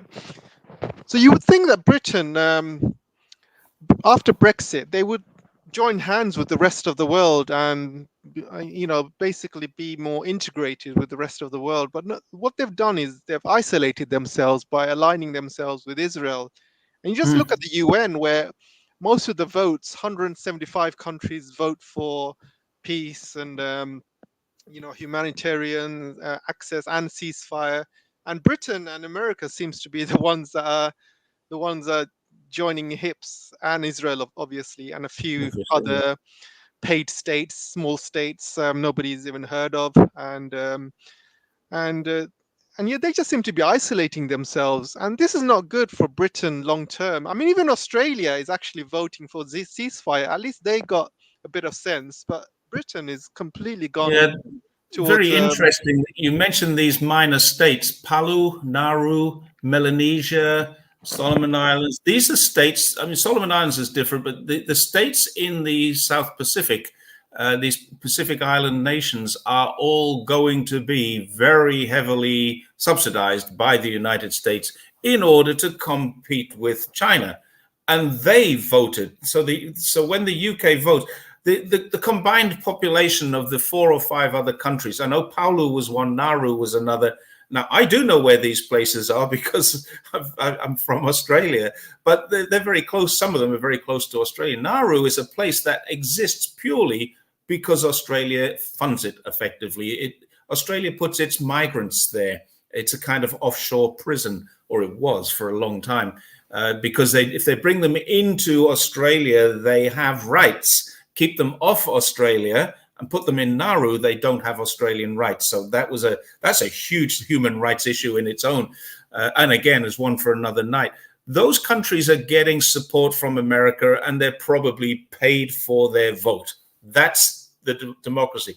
But what happens here, it doesn't matter how many people voted. You had 175 countries voting for something. That's more than 75% of the world, probably 85% of the total population of the world voting for something. And one country can veto the whole thing. The United Nations General Assembly serves no useful purpose anymore. It's been proven now. This proves it. Thousands of people, I think 270 people died yesterday, 200 the day before. 20,000 in the last 10 weeks or so, 20,000 since October the 7th have died because the United Nations Security Council vetoed a step, and the United Nations General Assembly can only vote on a non-binding resolution. That's where the world has gone wrong. If 75% of the world wants Cuba to be unsanctioned, it should be unsanctioned. 75% want a ceasefire in Gaza. Should be a ceasefire in Gaza. United Nations should be in there with their peacekeepers, but they can't because America has vetoed it and the Security Council. That's where it's gone wrong. What do you think will happen to Blinken or maybe Foreign Minister of UK or even von der Leyen going to these countries and talking about human rights? Do you think they're going to be laughed in their faces? Yeah, well, the UK has just got a new foreign minister or foreign secretary. That's David Cameron. Before that, it was James Cleverly. Cleverly was an interesting guy. Came from the catering corps or something in the military. Well, he was a territorial army catering corps, and so really was the wrong man for the job. He let himself down very badly, in my opinion. David Cameron, I thought, was a stroke of genius bringing him back. Except that because I thought, well, David Cameron at least has a personal relationship with Xi Jinping. They drank beer together during the golden era. But as soon as he came back, he started to say, well, hang on a second, the golden era is over and we need to treat China as a challenge. I would have thought he'd have known better. And I thought that he was coming back. They put him into the House of Lords so they could bring him back. Now, this is another guy. He's not elected to the parliament. He's not elected to do the job of foreign secretary. He's appointed by the prime minister, who himself was not elected by the people. So where the hell is your democracy in the UK? It's all gone. It's all out of the window. There is no such thing as democracy. There's no such thing as your freedoms. There's no representation of the people, for the people, or of the people, because David Cameron has been appointed to a role where he is now the foreign secretary. Von der Leyen was not elected into the position. Blinken was not elected into his position, but the people who appointed them were elected into their positions. So I guess we have to accept that. But in the case of Cameron, Rishi Sunak was not elected into his position. He was rejected in the election for that position. And then when Liz Truss failed so miserably, he was kind of, oh, well, we might as well give you a shot. 202 people voted for him, I think, 205 people. I can't remember. It was only 200 people voted to have Rishi Sunak as your prime minister. What sort of country is that? And now Rishi Sunak, who wasn't voted to be the prime minister, has appointed someone who is now the foreign secretary. The whole thing has gone wrong. So you're left in a position where those unelected people, and someone's made the comment that Blinken is a Jew, most of Biden's cabinet, I think that's the word you would use, most of his administration are Jewish. A lot of them are. That doesn't mean a thing, but it does tell us why the Zionist system is so strong inside of Israel with American support, because American White House administration is fundamentally staffed by Jewish people who support the Zionist regime of Netanyahu. Netanyahu himself only has a very, very low approval rating and was just about to be kicked out of office, in my understanding. I don't know how true that is, but I know that he's not a very popular guy. But you can't kick him out during a war, so he stayed in. Yeah, this is completely going against United States plan. So let me put a scenario with you, Jerry. Say, okay, for instance, after the election 2024, if Taiwan declares, if DPP win, for example, I'm just playing devil's advocate here. So if DPP win, and the new government suddenly says, okay, we're gonna go independent. We want our own country. China declares war, and then America will have to go to the UN and get as many countries on board as possible to place sanctions on China, because that's what they're going to do. They always go by the rule book, right? They always try to put sanctions first, military action last. So I don't see any country supporting America from now, any point in the future, not against Russia, not against China, in any sorts of war or sanctions package. I mean, America's pretty much isolated itself. They say they want to focus on China, but what they're doing is they're isolating themselves in the more, if you look at the whole geopolitics aspects of it, there's a lot of kind of hawks in America who wanted United States to stay away from Ukraine. They wanted to stay away from Middle East. but now they're stuck in Ukraine, stuck in the Middle East, and they're losing sight of on their big focus, which was China. Do you think they're making a big mistake? And do you see America coming back from this ever? No, I don't. In terms of getting back to your scenario, I do believe the DPP are likely to win the election. I think the election is the 13th or 14th of elections 13th, the result 14th of January, and I think the DPP are. It's not even marginal. It's like 39% against 24% for the people, the KMT coming second, and the TPP are a little bit behind them.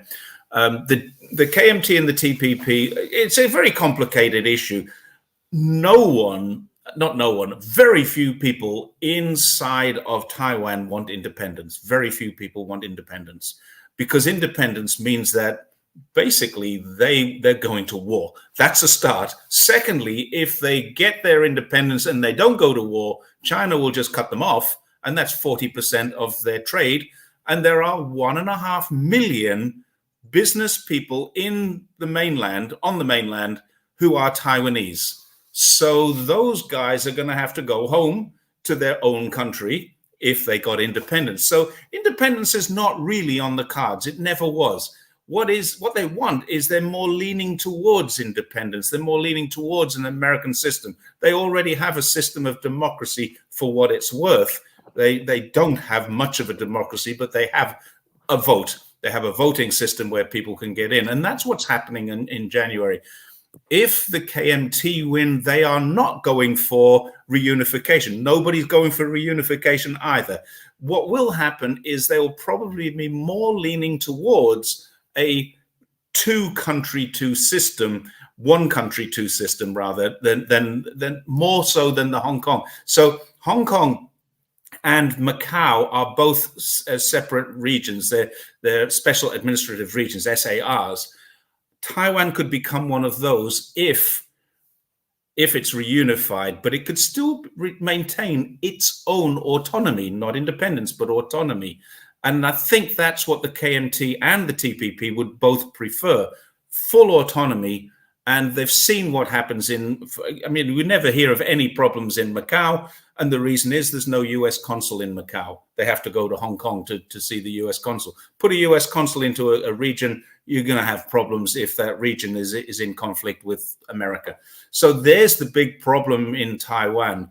It's really, if DPP win, they will see it as a mandate to further separate from China and further amalgamate with Japan, and because the DPP is very much Japanese influenced as well. Some of them are even Japanese people. There are a lot of Japanese, because Japan colonized Taiwan for many, many years. There are a lot of Japanese, ethnically Japanese people there. So there's going to be issues with that. Whatever happens, there's going to be issues with it. There's going to be accusations of interference with the election. But the bottom line is America is 10,000 miles away. China is Taiwan and China are one country. The United Nations recognizes that. China cannot be accused of interfering in its own elections. That's impossible. Albeit that there's some degree of autonomy and political differences, Taiwan is China. So there's no political interference. No matter what China does, it's not political interference. That's the difference. But America coming in there, and already there's evidence that Americans are paying, or not Americans, sorry, people are paying 6,000 Taiwanese dollars for this, about 1,000 US, or maybe less than 1,000 US, for a DPP vote. So if you vote there, you'll get paid 6,000. I have one person that I know who told me that his wife's Taiwanese, and he told me his wife had been asked to fly back, fully expenses paid. The only criteria on the election day, you have to vote DPP. Fully expenses paid trip back to Taiwan to see her family. That's happening already. So that's election interference. And it's certainly not China doing that. So there's the issues that's gonna fester around on January the 14th, 15th, and 16th. And it'll be interesting to see how that goes. Are America finished as a global power? Yes, they already are. They have the highest murder rate in the developed world. They have the lowest education rate in the developed world. They have a declining life expectancy. They have the largest drug problem, the largest gun ownership. They have the highest crime rate, poverty rate, homelessness rate in the economically developed world in the OECD. So America is already a festering sore inside of itself, which it hasn't quite realized because they're so busy looking out and seeing what's wrong in every other country. Oh, look at how bad China is. They don't have free speech. They don't have elections. Yeah, but we don't have homelessness and we don't have poverty either. And we don't have crime and no one gets shot in the street. No one's been shot. I live in a city of 4 million and I've lived here for 20 years. As far as I'm aware, no one's ever been shot. Can anyone living in an American city say that? 4 million people live in this city. No one has ever been shot that I'm aware of. And I live in the Greater Bay Area, and I cannot remember when the last person was shot in the Greater Bay Area, and there's 100 million people living here. That's the difference between China and America. And Americans aren't fully aware yet, but it's going to happen. Now, what's going to happen at the end of the year? They're already saying in Colorado that Donald Trump can't stand for election. There's going to be other states saying the same thing. Once that starts to happen, where's your democracy? People are going to say, well, hang on, this is government overreach. We have an amendment that deals with this. Let's get our guns and go and sort this out. America is already finished. It's really just a case of let's sit back and watch while it declines. It's already declining, but let's sit back and watch while it declines before it hits rock bottom, because it is going to. And when that happens, they're going to have to bring some of their military back to fight on the streets of America. I don't want to see that happening. 300 million Americans don't deserve it, but it is on the cards. Correct. And so I know Trump might get elected next year. I mean, chances are he will. Even though they're going to be putting lots of barriers in place for him not to, but chances are he will be elected. And the last time Trump was elected, he was a very, very anti-China guy, and the Republicans are very much anti-Chinese. And so when you have the DPP party in place, and you have all the Republicans now very anti-Chinese, and they're going to start their rhetorics against China again, because when Trump was there, rhetoric against China was up to like 100 knots at the time, and it was a really seismic scale. Yeah, there was a very, very high anti-Chinese feeling coming out of America. Lots of lots of Asians in the streets were getting beaten up and shot.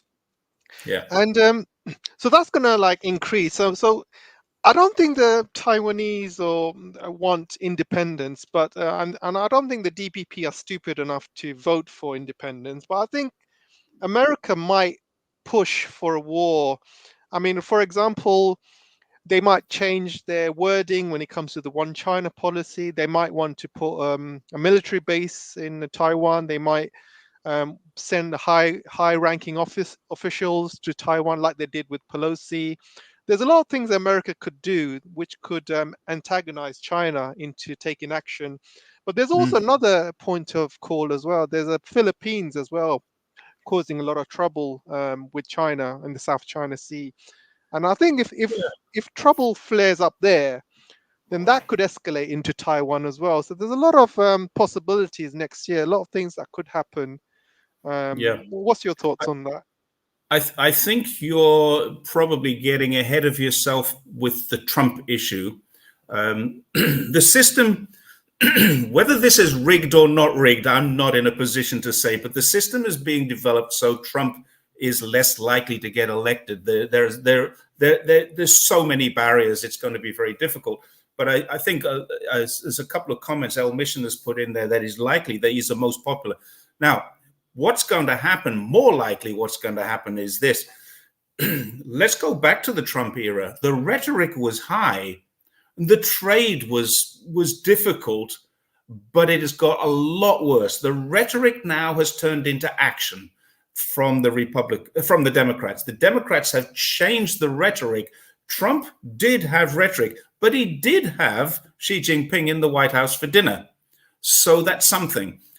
Biden has not, and they have met. I get that they've met in San Francisco recently, but he hasn't been to the White House for dinner yet, and he hasn't met the family, which is what Trump did. He introduced his entire family, and he had his granddaughter singing in Chinese, stuff like that. So the rhetoric was there, but it was politicking rhetoric more than anything else. Yes, he was hurting the trade, but it was no more than talk. There was no war.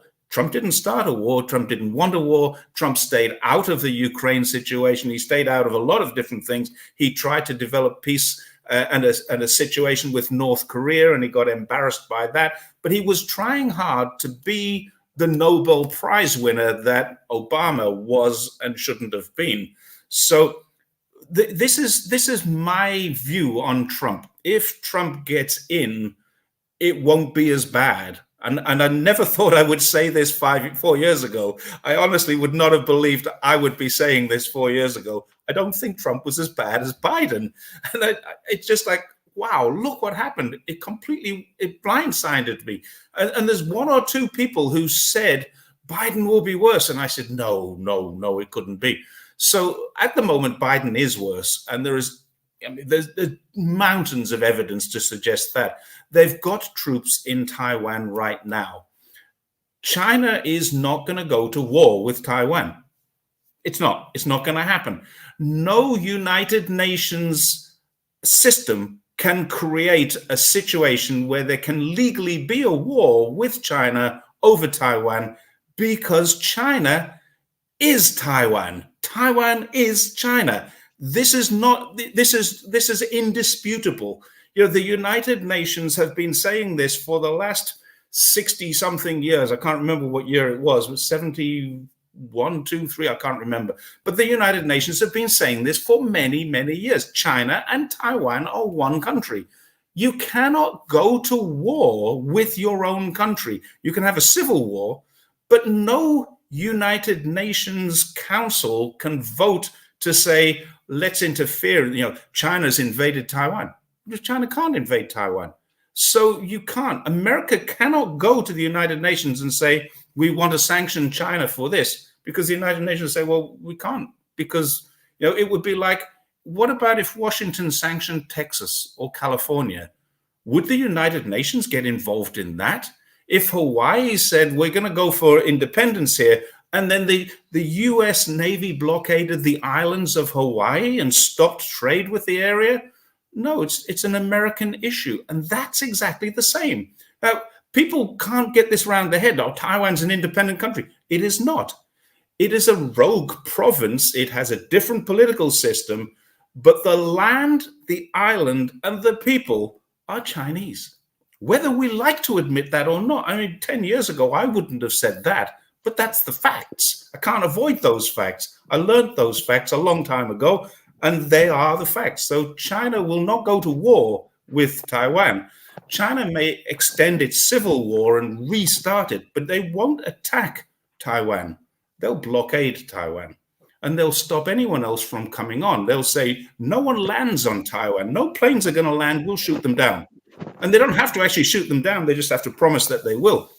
And if planes start landing there, they've got the right to shoot them down, because these are planes landing on Chinese territory, and China has said you can't. So they have that right to defend themselves. China can defend Taiwan legally. Under any international law, China can defend Taiwan and will. So that's what's going to happen. I don't think China will even put boots on the ground until such time as Taiwan has put its hand up and said, yeah, you're right. We can't fight this war. It's not going to happen. That would be my guess.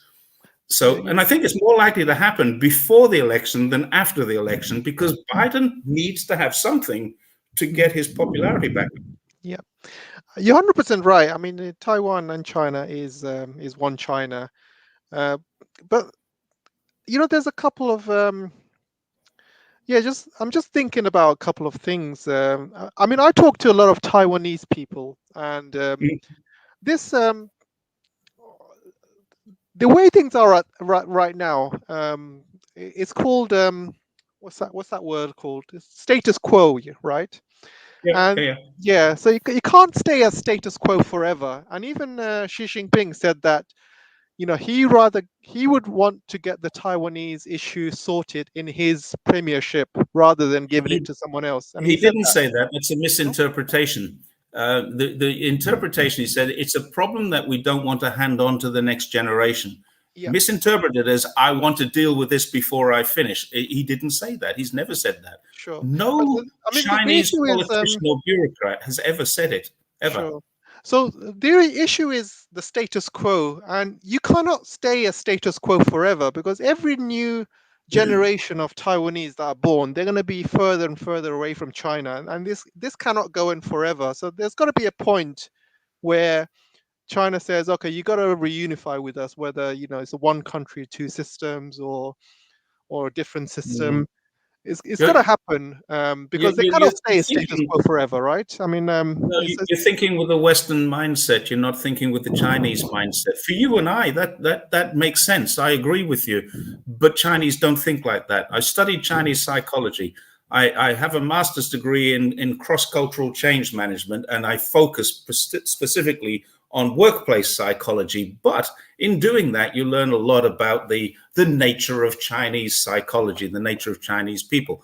When I started to learn how Chinese people are different to me and different to the West, I started to become more understanding, definitely more understanding, but also more tolerant of Chinese people. I used to say, why the hell did they do that? Now I understand their reasoning behind what I didn't expect to happen happened. And this works in a classroom, it works in a family environment, it works with my wife, it works everywhere you can think of. So you understand that Chinese people think and act differently to Western people. In general, I'm not talking about specifically that person wouldn't do this. I'm talking about China as a national identity and a cultural identity. Chinese people have something called long-term orientation. What China has said is they will be happy to wait 1,000 years for reunification. They have said this. This is the official policy. There is no forceful there is a white paper on this, and the word peaceful has been written 54 times in the 13 pages of this white paper. This is the difference between what the West see and what China says. And what China says is usually what China does. They are quite prepared to wait 1,000 years for a peaceful reunification. They are not prepared to lose Taiwan. That's the only thing. The only thing they won't allow is the loss. Now, let's go back 120 years. The Opium Wars, they took Hong Kong away. Macau was different because it was leased and it was a friendly relationship with Portugal. But Shandong was taken by the Germans. Wuhan was taken by the Germans, the Italians. Dongbei, which was called Manchuria, was taken by the Russians and the Japanese. Even Shanghai had the French, Italian, international concession areas, treaty ports, concessions all over China before the Communist Party took over. And the Communist Party kicked them all out and said, we're not going to let that happen again. They're not going to let another part of China disappear from China. And if it takes 1,000 years, they will wait the 1,000 years. That's what the truth is. That's the reality. Now, whatever else is interpreted is only Western media or Western politicians' interpretation. They would like China to take it over so they have an excuse, but China's not going to do that. China is going to defend its property, and the United Nations has agreed. Now, if you can get the United Nations to change and say that Taiwan has independence, then China might have a little difficulty, but that would need to be a vote that China can veto. So you've got the same situation happening as you've got in Gaza. One country can say, no, we don't want that. And it doesn't matter if 99% of the General Assembly want it. The Security Council vetoes it, it's not going to happen. And China will always veto it. So if you take away China's veto and don't take away America's veto, then you've got a huge problem inside of the United Nations Security Council, and the United Nations will collapse. It will collapse, and probably BRICS will take over half the world and UN will take over the other half of the world. That's when it gets really messy, but that's all hypothetical. Yeah, I agree with you, but if you look at all of the sanctions placed on Russia, none of it went through the UN. These are all unilateral sanctions and they're all coming out the West. So they don't really Yeah. need the UN. And obviously, if the Americans want the rest of the countries to vote, they're going to be in their best behavior. And the way they're acting with Gaza, they're not going to get anybody's vote to kind of go against China. Well, the world must be looking at Ukraine and saying, well, the Ukraine is a NATO and a US proxy war. There is no question about that. I don't think anybody in the world would argue that this is the NATO proxy war and Ukraine are going to lose this war. I don't think there's any doubt about that now. I think people might argue with me, but the reality on the ground, Ukraine doesn't have an army left. It's lost 500,000 people to either death or disfigurement. And it's a total destruction. So America had its proxy. And do you remember a year and a half ago, we will stand by you whatever it takes. And a few weeks ago, it was the end of our rope is here. So America is not standing by their friends, the people that they put up to die and bleed for them. America has let them down. It let them down in Hong Kong. It's let them down in Ukraine. It's let them down all over the world. Now, who's going to go to war with China, their biggest trading partner? And let's face it, almost every country in the world, China is their biggest trading partner. Who's going to go to war with that country when they know it has the world's largest military, it has the world's largest navy, it has the world's second largest air force, it has the most advanced military equipment in the world, much more advanced than the Americans have, and it's ready for people to come to war with it in a defensive posture. Now, who's going to go to war with that unless it's the Americans? And the Americans can't afford a war. They can't afford it. What they can afford is what they did in Ukraine. They went to Ukraine and they said, we will help you. And then they paid. Who paid? Ukraine has paid. Ukraine has paid dearly for this. Monsanto owns pretty much every piece of land in Ukraine. BlackRock owns, and Vanguard and State Street, they own all the assets in Ukraine. Ukraine is now a vassal of America. America has sold them billions and billions of dollars worth of equipment, and then it's replenished its own stockpile by doing this. They're admitting this now. We haven't lost anyone. This has been a good deal for us. Now, what sort of country says this has been a good deal for us when their allies are dying still on the field? No one is going to support America in a proxy war with China. I don't think Australia, I don't think the UK, I don't think Japan. I think they're all a little bit afraid of America and they're all building up and posturing. But when it comes down to sending ships into Chinese waters and shooting at Chinese people, I think China is going to destroy them. And they know that, so it's not going to happen. I don't think America has or will have the support for a proxy war. And definitely America cannot afford its own war. It won't be sending. The first day, if the what they call the USS Vincent gets shot down and 5,000 soldiers, sailors, and Marines end up at the bottom of the ocean, and we're not talking about a few million or billion here. We're talking about $200 billion worth of equipment on that one ship. The day that gets sunk, America will say, well, we only have one solution to this, or two. We can surrender, or we can go nuclear. And I think China's ready for that too. I don't know, but I hope so. I'm going to ask a final two questions, and I'm going to ask Angry to maybe have a few questions with you. Sure. But my final two questions are, I speak to a lot of Taiwanese and I speak to a lot of Filipinos, because there's a lot of Taiwanese and Filipinos in UK, a big population actually. And I'm just thinking, you cannot put a price on stupidity, Jerry, because a lot of these Taiwanese are still living in cloud cuckoo land. They still think that Ukraine is winning. They still think that they can beat China in a war. And a lot of these Taiwanese, they're more, towards the West rather than Chinese. So they think they're more Western than they are Chinese. And the same with the Filipinos, exactly the same. A lot of these Filipinos, they think they can take on China in a war. A lot of them think they are Western compared to Asian. And I think you cannot put a price on stupidity. And the same thing that's happened to Ukraine looks like it might happen to either the Filipinos or the Taiwanese, because that's the problem we have with this world, Jerry. We have two sorts of people. We have the intelligent people, and we have a lot of stupidity on the other side as well.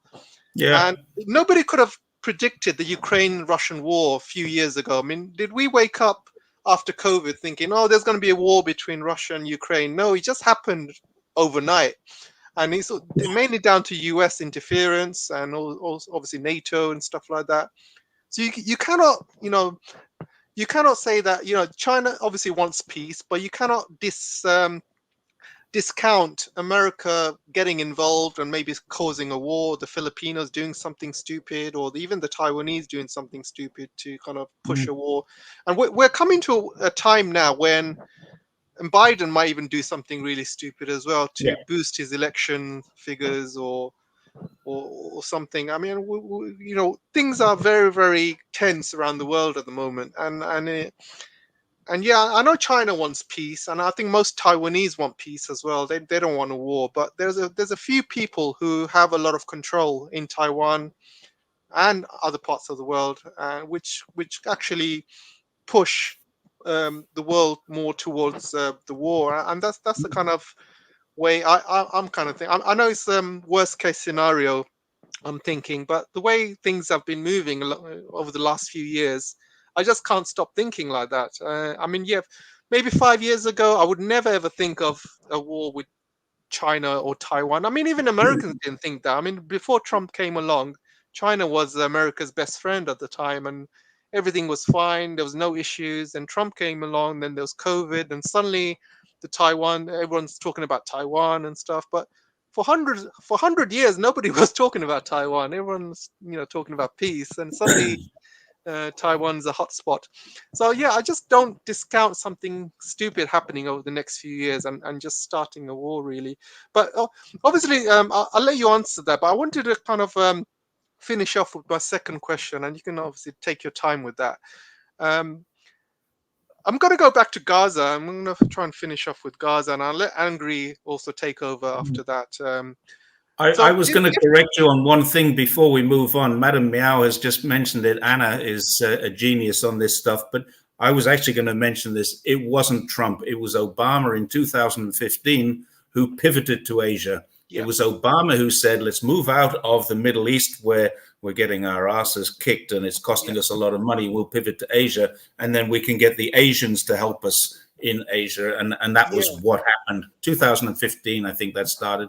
And they increased their military force in Australia too at the same time. Yeah, definitely. So I'll let you answer that question, but I want you to finish answering this, basically. So we know that Ukraine last year was... hang on a second, Jerry. My screen is frozen. Let me just open this quickly. I can still hear you. Hang on.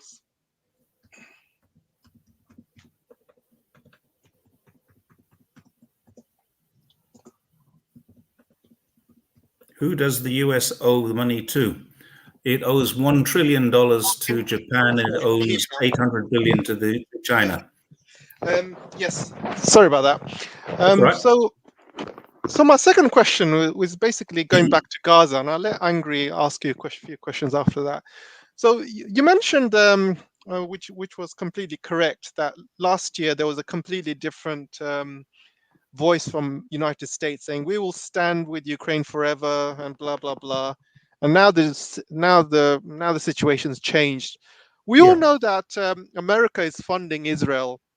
They're funding. They funded 14 billion first month of the conflict with Gaza. I'm not going to call it war because it's not really a war. It's a genocide. Okay. So they funded 14 billion, and I read an article that 14 billion was supposed to pay for the conflict for a month. So it's already been 2 months, and I believe they're going to be asking for more money. And this is why I think Hamas is going to win, because they cannot keep funding Israel 14 billion every few months, because Israel is losing money every single day. I think there's figures coming out. They're losing about 700, 800 million a day. And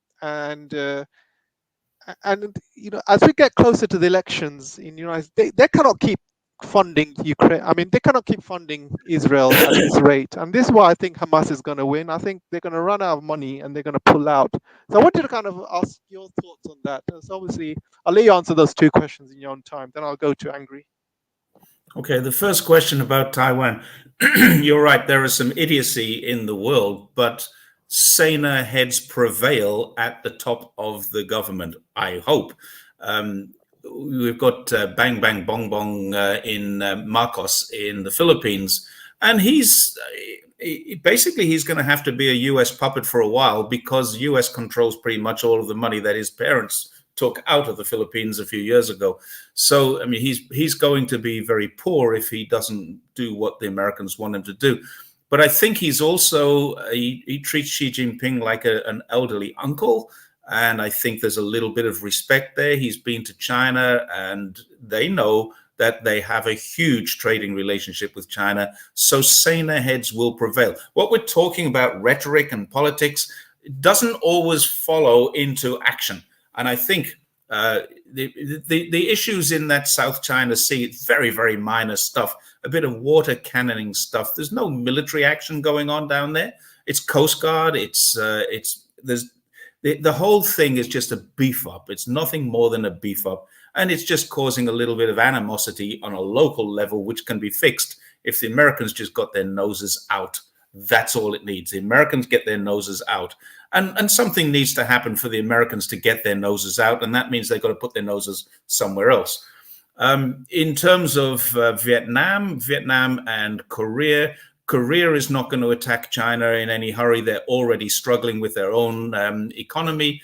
Their GDP is down. They're in recession. Japan is struggling with its economy. It's still buying more US bonds, which is very strange when your economy is struggling and you don't have a trade surplus. They're buying US bonds, but at the same time, they've got a different debt structure. So borrowing their money is all inside their own country. They can just print more. I think Japan is a really complicated economic situation. Vietnam is not going to go up against China, and India. No, not Vietnam. No, it's mainly yeah. So even Australia, even I think might be pulled in. Well, Australia only has 45 ships or 43 ships in its navy.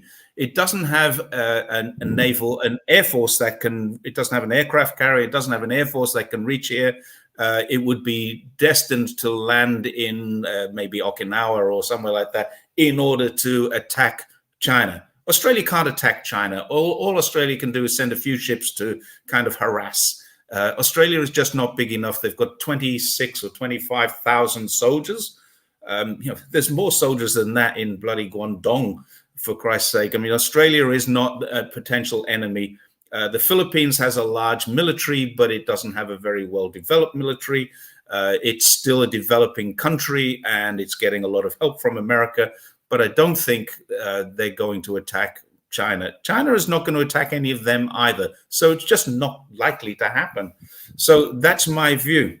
A flailing economy makes Japan dangerous. Yes and no. Yes, it's dangerous, but don't forget, back at World War II, they were already colonized and they had militarized.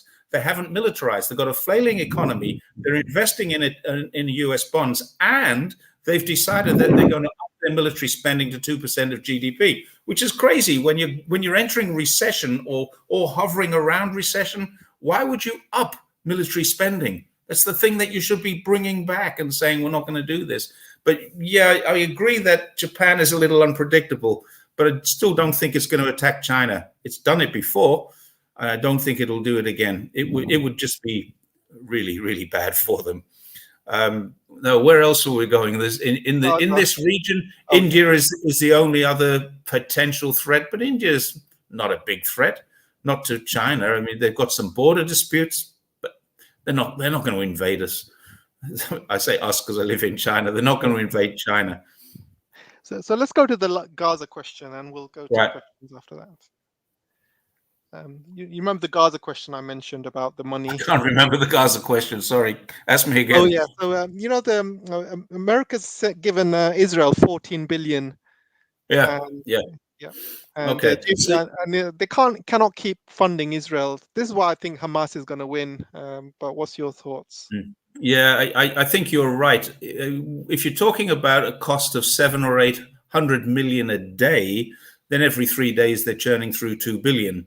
So it's not going to take very long to get through 14 of those. So basically, it's $1 billion a day. It's less than a month, a little under $1 billion a day. But more to the point, they're losing people, and they won't like that. That's going to hurt their pride, because this is supposed to be the most elite military in the world, and they're getting hammered by people that they consider to be quite inferior. And I think they're probably going to pull out and do what the Americans do. They're going to just bombard. Rather than go in, they're not going to go in until they're sure that there's nobody left in there to shoot at them. And I think you're right. They're losing so much equipment and so many people that it has to stop somewhere. But pride keeps them going. They are the IDF. They're supposed to be the elites. They're the ones who stormed the Golden Heights in the 7-day war. They've got this reputation to maintain, and that kind of thing, that kind of hubris will keep them going. Unfortunately, it needs outside intervention before Israel stops hammering Gaza. Another country needs to intervene. I don't know who that should be. The United Nations is the obvious one. Angry, do you have any questions for Jerry, or is there anything you wanted to say? I guess coming back to China, I mean, I'm not really that knowledgeable with the Far East, but from what I do know, I believe the Chinese, they're really not a warrior nation. They're merchants. So although they're this absolute colossus and can defend their own territory, I don't see them getting involved with any kind of conflict with boots on the ground with any place outside of their immediate vicinity. The question is, would that be a correct assessment? Are the Chinese really merchants as opposed to a warrior people, conquerors? No, I think they're warriors. I mean, they were fighting with their slippers in the Korean War, and they pushed back the Americans all the way back to the coast, and also in Vietnam as well. They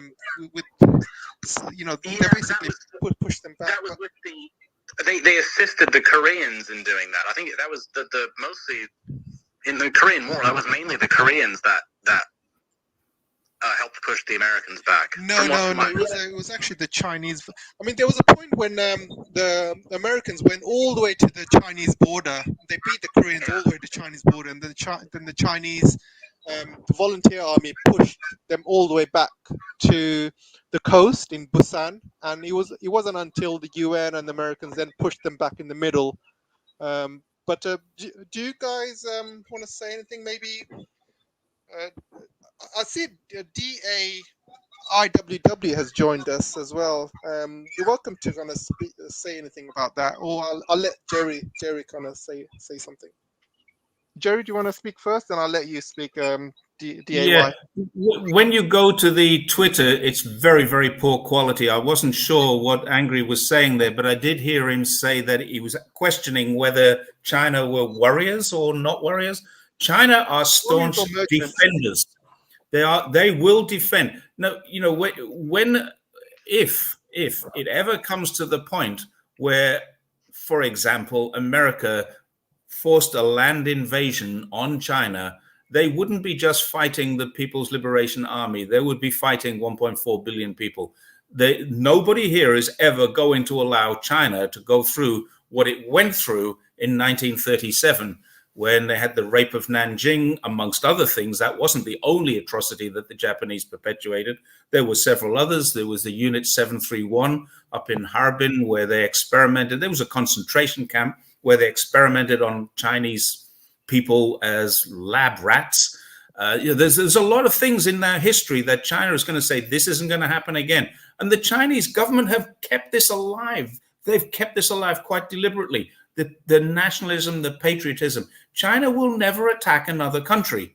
But bloody hell, if you want to invade China, be prepared to fight. Because I can tell you, if I am here and there's American troops there, I'm going to fight for China. That's something you'd never have heard me say 10 years ago. But I will fight for this country that has given me a home and looked after me so well and cares for me and has helped lift 800 million out of poverty, build up the middle classes, given everybody cars. When I came here, nobody had a car. Now everybody has a car. They didn't get given that. They can afford to buy it because of what this country has done.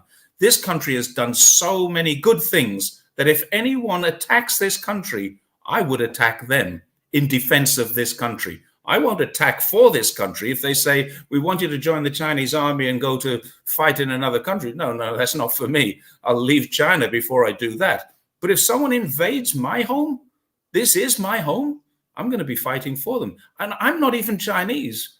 My wife would be alongside me there and I'd be trying to protect her, but she'd be fighting fast. I mean, her father is his father is 80 years old. He'd be at the front lines with whatever weapon he could get his hands on. China is not going to give up without a fight. So it's not going to happen. It's a very, very hypothetical situation. Chinese people are not fighters. They are defenders. DAY, do you want to say anything? I can see you're in the chat. I've invited you to speak.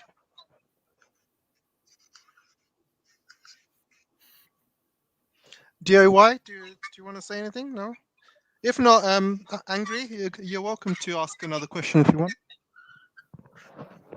Yeah, well, I guess I just wanted to comment on the situation of what will need to be done to rein the IDF, or should I say the IOF, from this genocide. So, I mean, first of all, the IOF ground forces are really, I mean, it's really a conscript army, so they're really not that good. That's why they are suffering these losses, and the losses they're suffering are a lot higher than they're admitting to because of their pride, as was quite rightly mentioned earlier. This is about pride for them. Their pride was so dented by October the 7th. They were so humiliated that this is basically an act of revenge. It's nothing more, because on one hand, they're trying to, they think that by terrorizing the population to such an extent that they'll never allow Hamas to carry out such an attack, it is preposterous, because all they're doing is demonstrating that they want to wipe them out. So terror bombing never works. It didn't work in World War II.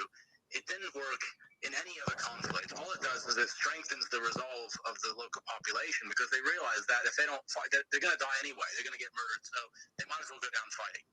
So it has the reverse effect. It's not going to make them. It's not going to pacify them. That's for sure. It'll make them hate the occupation even more. I mean, they already have good enough reason to hate them. They've been stolen from, murdered, persecuted, everything you can think of for 75 plus years. So this terror campaign is not going to have the desired effect. I mean, Hamas has no above ground targets. Nothing. Everything they have is below ground. They don't have any command centers in these buildings, because they know it'll just go and get wiped out immediately. Even if they did, they wouldn't last long. And they certainly don't have, command centers under hospitals, not directly below. I mean, yeah, it's below the whole of Gaza. They've got like 500 kilometers of tunnels. So, but they're far too deep to be destroyed by an aerial campaign. So the only way the IOF are going to defeat Hamas is if they go into the tunnels. And they don't want to do that because they're scared, because it's too risky, because these are death traps. I mean, they're all. I think they have ventured into a few tunnel entrances and been blown to pieces by booby traps, as expected. So it's really a no-win situation for the IOF, because first of all, they're running out of, like we said earlier, the United States cannot indefinitely supply them, because they're burning through equipment at a rate that's unsustainable. So it can't continue for much longer. They probably have a few weeks left at best. Not to mention their losses are unsustainable. The Israeli population won't tolerate. I mean, if they knew the truth about how many were actually had actually been killed, I think. Although it's hard to verify this, but going by unconfirmed reports, we're probably looking at anything up in terms of KIA, probably at least 3,000. My guess, if I had to guess, I'd say about 3,000 KIA. They're only admitting maximum 200, which is absurd, between Gaza and of course the north with their confrontation with Hezbollah. But it's much higher than that. So what they'll do is I think they've already pulled out of North Gaza from what I've heard. So all they're going to do is they're going to revert back to how they, the only thing that they know how to do in terms of how they wage warfare, and that's blockade and airstrikes. I mean, that's the method of warfare, not just by the Israelis, but by the Atlantis power bloc. I mean, that's what they are. They're a sea power. They're not a land power. So they're trying to. That's why they have to use proxies to take on land powers like Russia. That's why they militarized the Ukraine, built it up into this enormous fighting machine, which it was. I mean, it was arguably the best fighting force in all of NATO, even though it wasn't technically part of NATO, but it's a NATO army, trained by NATO, supplied by NATO, and fighting for NATO's interests. And it's and the KIAs there is actually a lot higher. It's actually over 1 million, according to Andrei Martyanov. That's the number of actual military deaths in Ukraine. It's just unbelievable. And then times 2 wounded. So Ukraine is done. Ukraine, they lost the war already. It's just the case of, are they going to continue fighting? I mean, Germany lost the war and at least a year before the surrender, but they kept on fighting. And in fact, the U.S. Army lost more soldiers in the last month of World War II. April 1945 was the deadliest month in Europe for the American Army. Not Normandy the year before, not the Battle of the Ardennes in December 44. No, it was April 45. So there's a lot of, unfortunately, the Ukraine could call it off any time. Russia sat there defending, letting the Ukraine attack, and lose scores of infantry. And they're holding their hand out on the head of this crazed Ukrainian that's kicking and swinging but not getting anywhere. And Russia's like, look, we can do this all day long. We don't need, we don't have any deadline. So anyway, I digress that we were talking about Gaza, but I think the big thing that's really going to probably strangle Israel into stopping this massacre is Yemen. I mean, they've completely strangled. They're choking off all shipping to Eilat, the port city in southern occupied Palestine, and it's having a huge effect on the economy, but not just that, but also their ability to receive. They can still take supplies from the Med, but it's killing off their actual economy. And not to mention the U.S. Navy can't even do anything about it. The coalition fell apart before it even got off the ground. And also, this is something I didn't know, but I heard Larry Johnson say this. The U.S. Navy has these I'm not sure what they're called, but these supply ships that run alongside the big warships to restock their ammo, their missiles, their anti-drone defense missiles. They got rid of these ships back in the early 90s. So now, if these warships are targeted by a few hundred or more drones from Yemen, they fire off their all their defensive missiles, and it's not a case of can we get a refill, please? There's nothing left. So the next wave is going to make contact, and some of these ships are going to be probably disabled, or I'm not sure about sunk, but certainly in big trouble. So yeah, Yemen is playing a very important role in this. They're really, they're leading by example. They're doing what the rest of the Arab world should be doing. But the other thing is they have nothing to lose. They've been at war with the Atlantis proxies of Saudi Arabia and the UAE for the last 9 years. So for them, it makes no difference. They're already at war. They know who the enemy is. They're not afraid to stand up to them, and they know that the U.S. and their spider web of alliances is a paper tiger, and we've seen it because they're not even.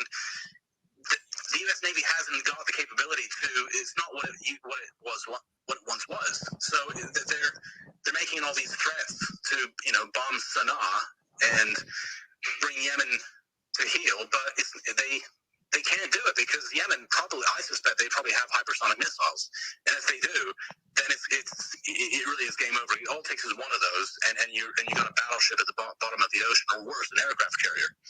So yeah, that's it. Yeah. Also, I wanted to add to that, and a lot of these American ships, they're made in the 1950s. These aircraft carriers and battleships, they're all 1950s, 60s technology. And back then, there was no drone warfare or hypersonic missiles. So they are not built for drone swarms. So if Yemen started sending 200, 300 swarms, for example, they won't be able to handle it. And this is why I think the Americans they can't really do much. And the only other solution is to attack Yemen, and they can't attack Yemen because Yemen will fight back and start sinking more ships.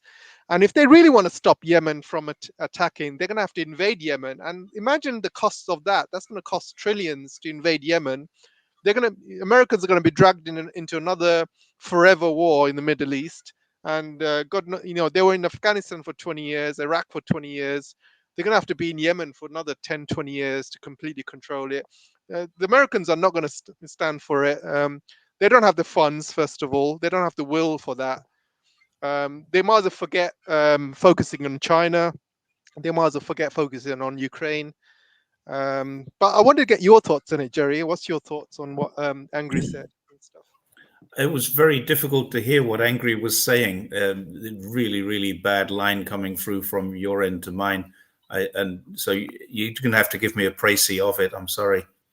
Yeah, so I think just as a summary, Angry was saying how Yemen has completely turned the US fleet completely useless. They're completely powerless to do anything. The cost of losing all this equipment is unsustainable. The cost of losing the people is unsustainable. I think they're hiding a lot of deaths as well. I think they're probably, the deaths are probably in the thousands rather than hundreds that they're reporting. And like he agrees with you that it's mainly down to pride, because obviously Netanyahu has said he's got to finish Hamas and stuff like that. So he can't really. They got to go all in. They got to double down in everything as well. So yeah, I just wanted to kind of. I think those are the main points. I can't see an end to it because pride is going to be the factor in this. They cannot afford to say, "Oh, we've finished," unless they can say we have finished Hamas. But they can't afford to say that unless they actually have done. And if they haven't done, then they're going to have to admit that this is a loss. Now, if Israel and the power of the United States lose to Gaza, then they've lost all credibility in terms of their fighting power. Not just Israel, but the United States too. They've lost all credibility because the United States is supporting and supplying this war, this genocide, this conflict, whatever word we choose to use it. But the bottom line is they can't afford to stop because they will lose credibility. They can't afford to continue because it's just too expensive. At every 2 days is $1 billion. Every 3 days is $1 billion. I think you're in a position now. They're in a position now where there is no solution. There's no way out whilst retaining face.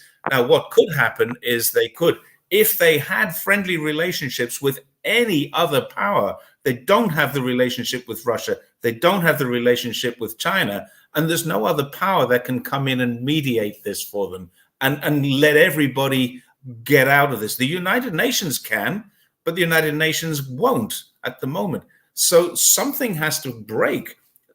Either their pride breaks, and when it does, then they have to admit that they don't have the military capacity to beat a bunch of inferior people with AK-47s in trenches. And the other thing was that most of those tunnels were actually built by the Israelis. I don't know if you're aware of that. The Israelis actually built most of them, so they know where they are.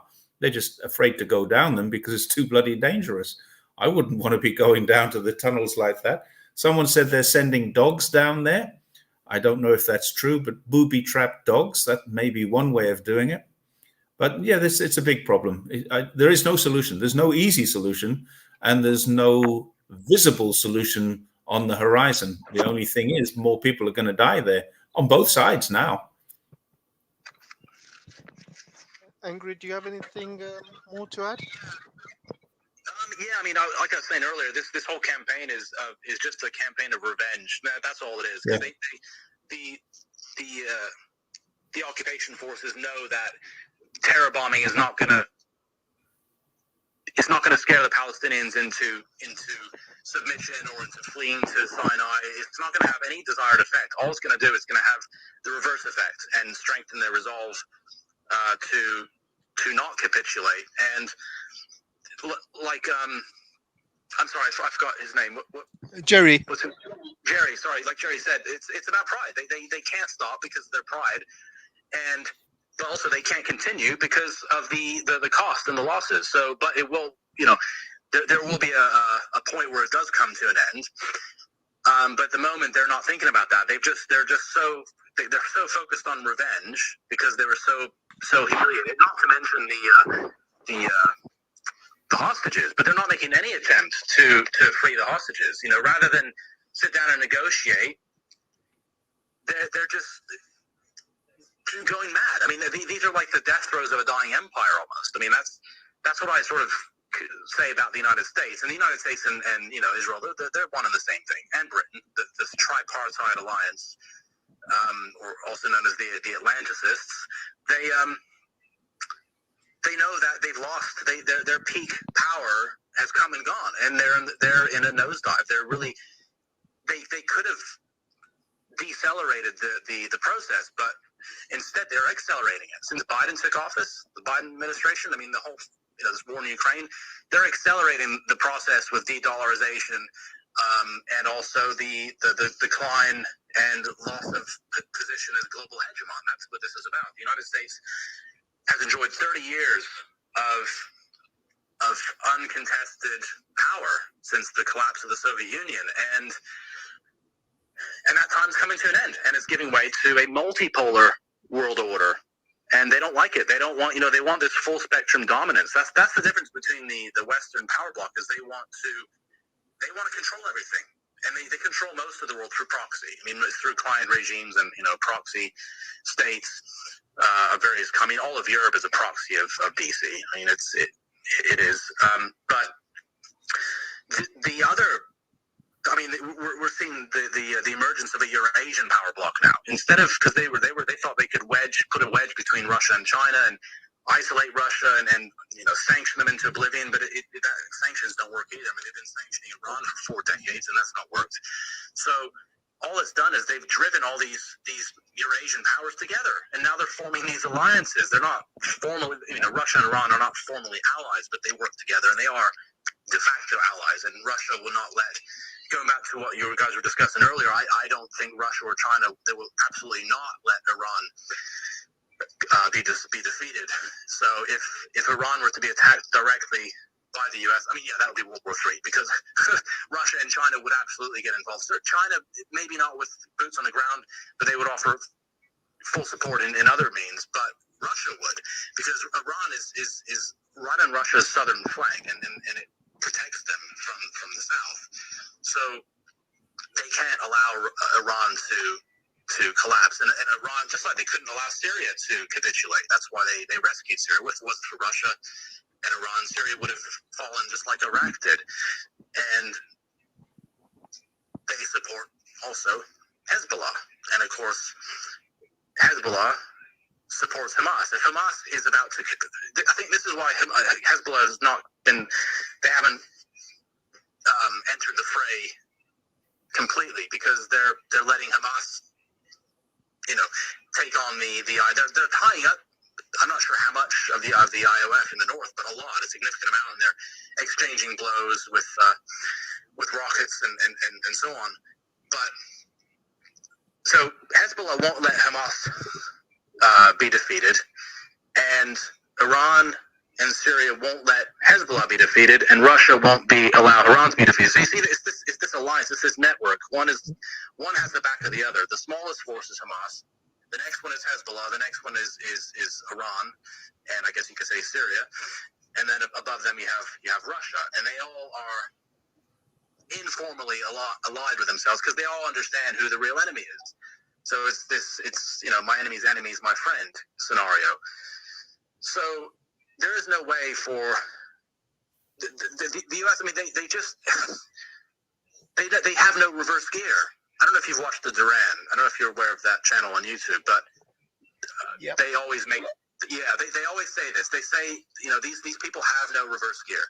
They cannot go backwards. Once they've committed to something, they just go all in. They would rather destroy themselves than save face and admit they were wrong and swallow their pride, because they're so full of pride that I think that's what's going to be Israel's downfall, is their pride, because they won't let this go. This has been such a humiliation for them, and they're still being humiliated now by Hamas. Hamas are popping out of these tunnels, blasting their tanks, ambushing every day at least a dozen soldiers.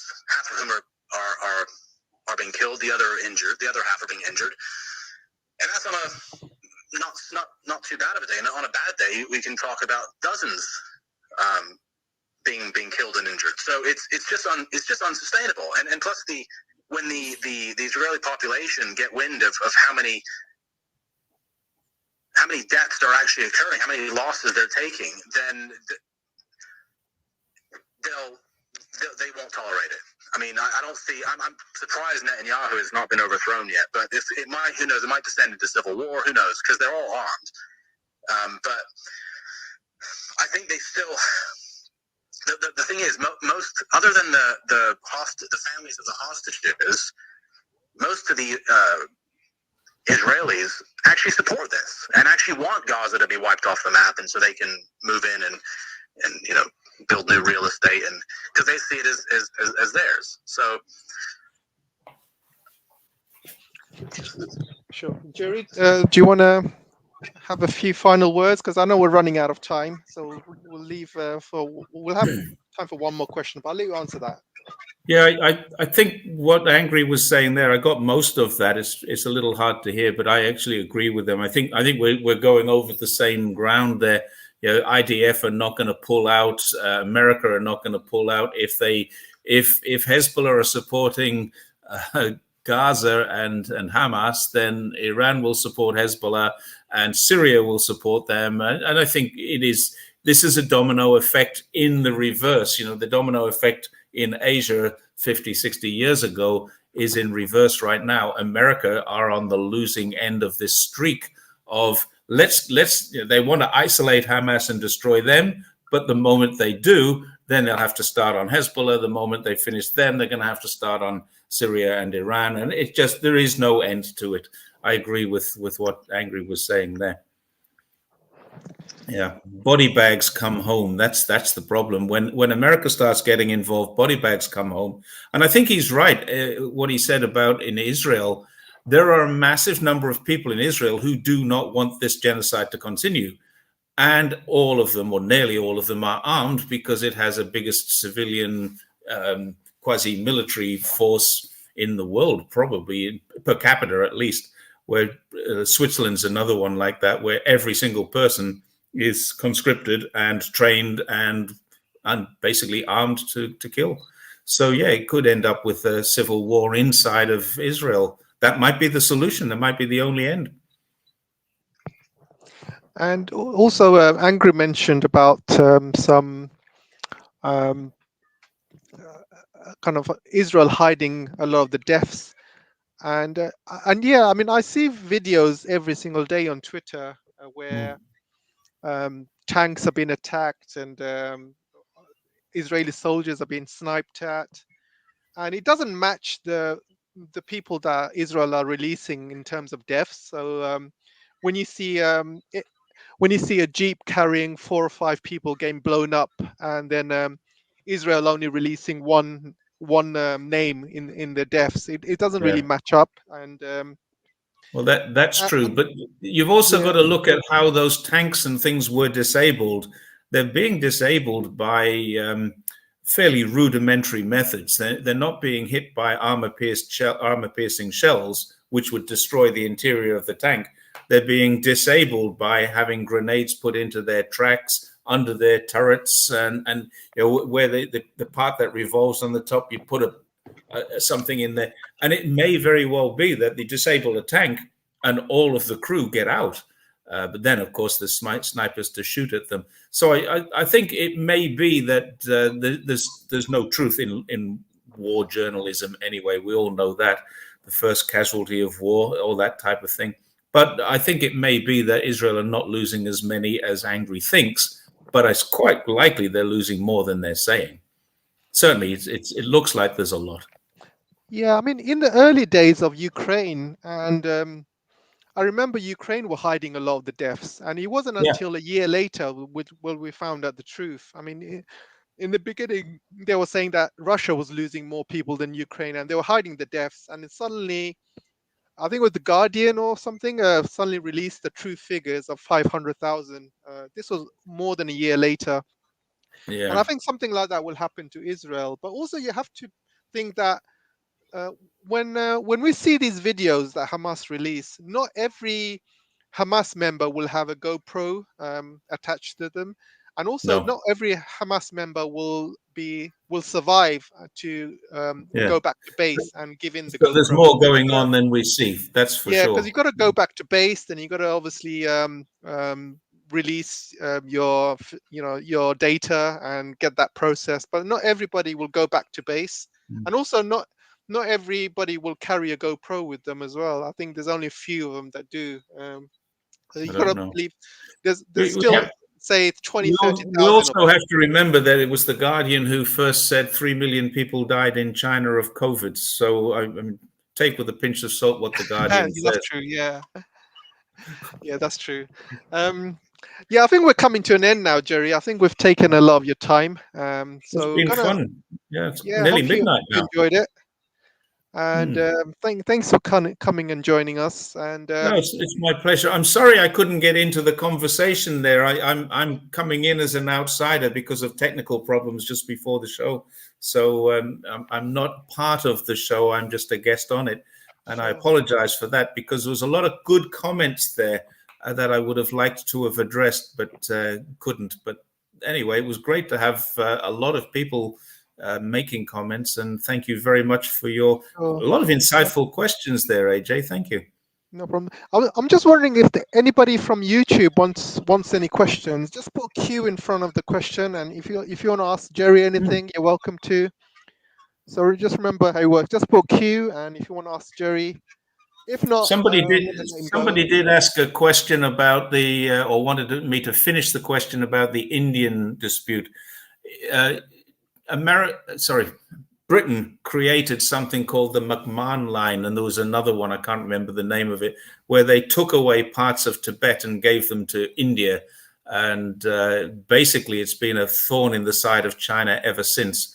China's not going to go to war over it, but China is not giving away parts of its country, as we've said before. Parts of China were taken away when they call it the century of humiliation, the end of the Qing dynasty, and right the way through the Republican era, parts of China were taken away by foreign forces, and India was one of those. So now they have a very, very strict border crossing, border control, and they have these lines of actual control where they have no weapons because they don't want people shooting at each other. So no military equipment goes up there, but they can have some pretty nasty fights in those areas, and people have died. Last year, I think 2 years ago now, there was a skirmish there. They're going to happen. They are happening. And really, India and China need to sort this stuff out because they're the two biggest, smartest countries in the world. And if they can get along, the rest of the world will benefit from that. Yeah, thanks for that, Jerry. I don't know anything about this one. I can't answer this one. Oh, no, that's fine. Angry, do you want to ask any last questions? I'll leave the last one before I let Jerry go. Yeah. what's going on between Thailand and China? Because I know Thailand recently had I don't know if you want to say a coup, but it was, I think, a pro-U.S. Government took control, and I believe they went back on and sort of canceled some of their cooperation with China and are trying to realign themselves with the U.S. Instead of China.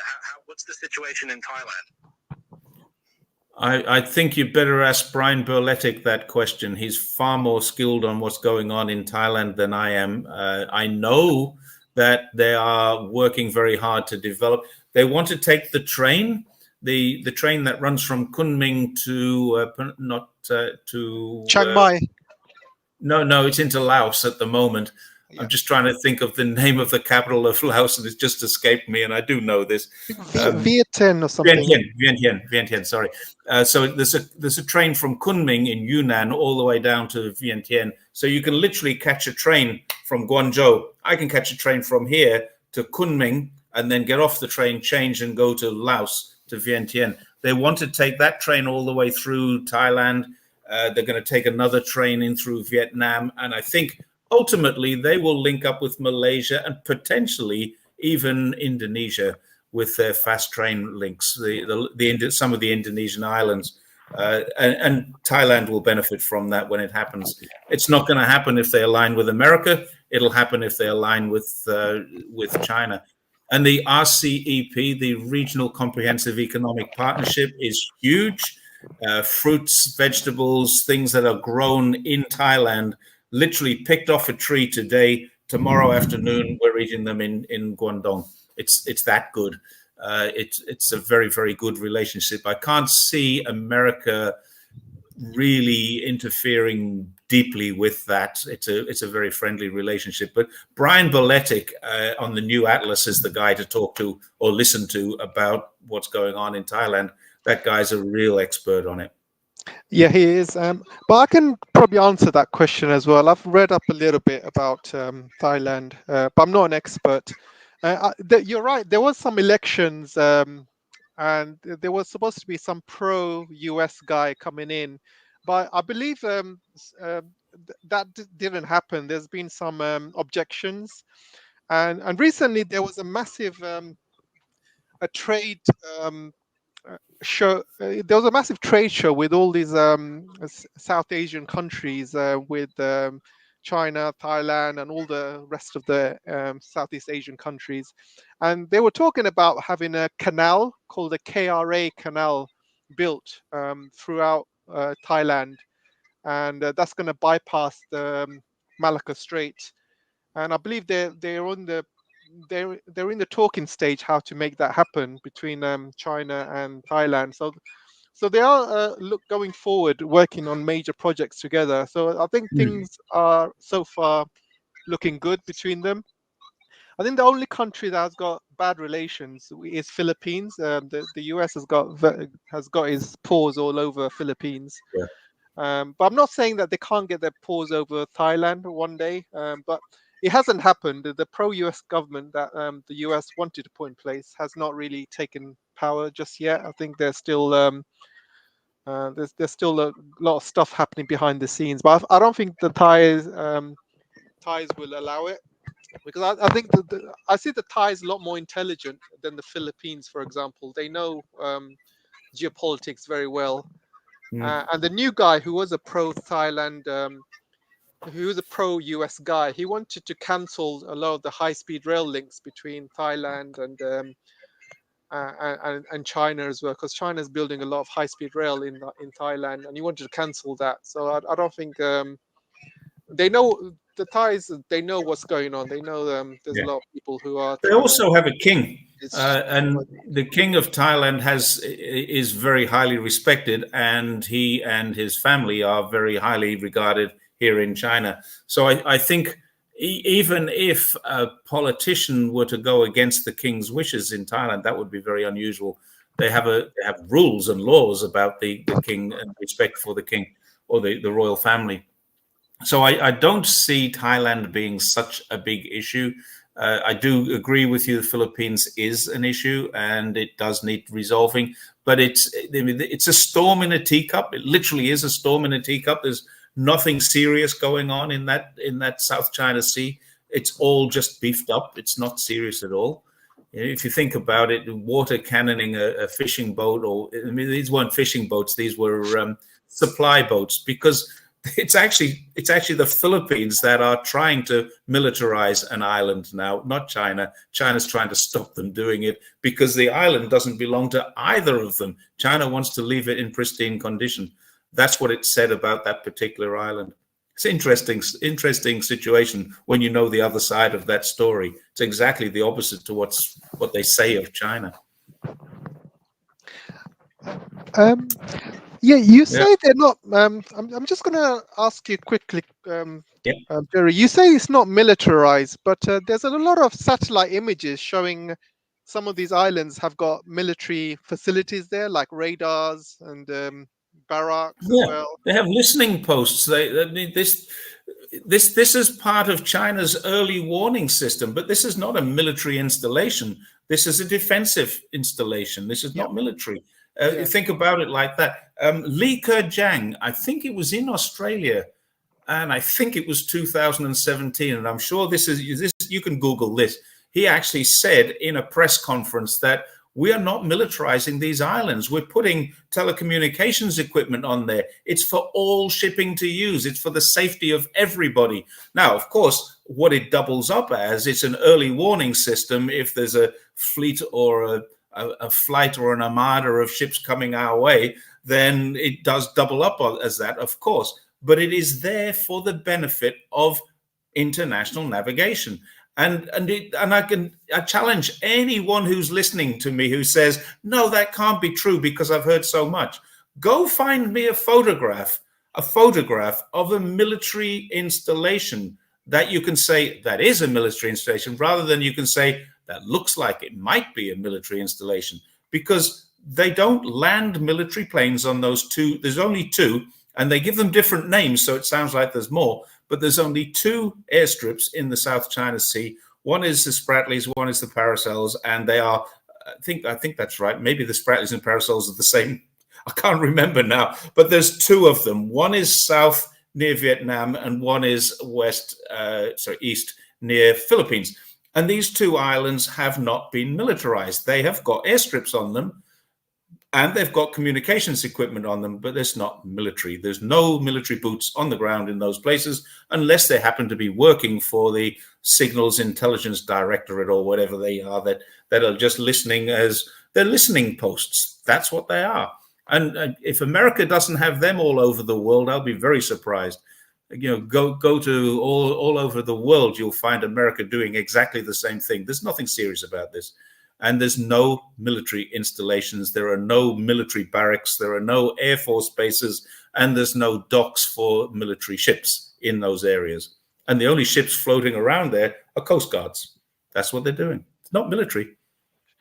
But shouldn't China militarize them if it's not? Because it's China's rights to do so, right? I mean, they own the island, so they can do whatever they want with it, right? Well, there's arguments of, the Western media has given them a new name. They're called the Disputed Islands. They're not called anything else. The Disputed Paracels, the Disputed Spratlys. They've all got the Disputed in front of them. Even the South China Sea is the Disputed South China Sea. So it's all been renamed by Western media. So China can, if it wants to, but then it says, well, why do we need to? Because we've got military bases on Hainan Island. We've got military bases in Guangdong. We've got military bases in Fujian. We've got military all the way up the East Coast. They've got military bases all the way through the country. They've got military bases. The military bases they have are for defensive purposes. We don't need offshore military bases. What we need is offshore military listening capabilities.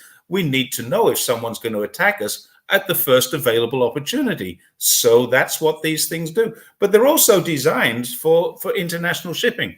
Every international ship uses them. They're sending off signals, they're listening devices. They're really there for international shipping and serve a dual purpose for military protection, defense. That's what they are. China doesn't need to militarize them. Sure. Give me a second, Jerry. I just got Yeah. something.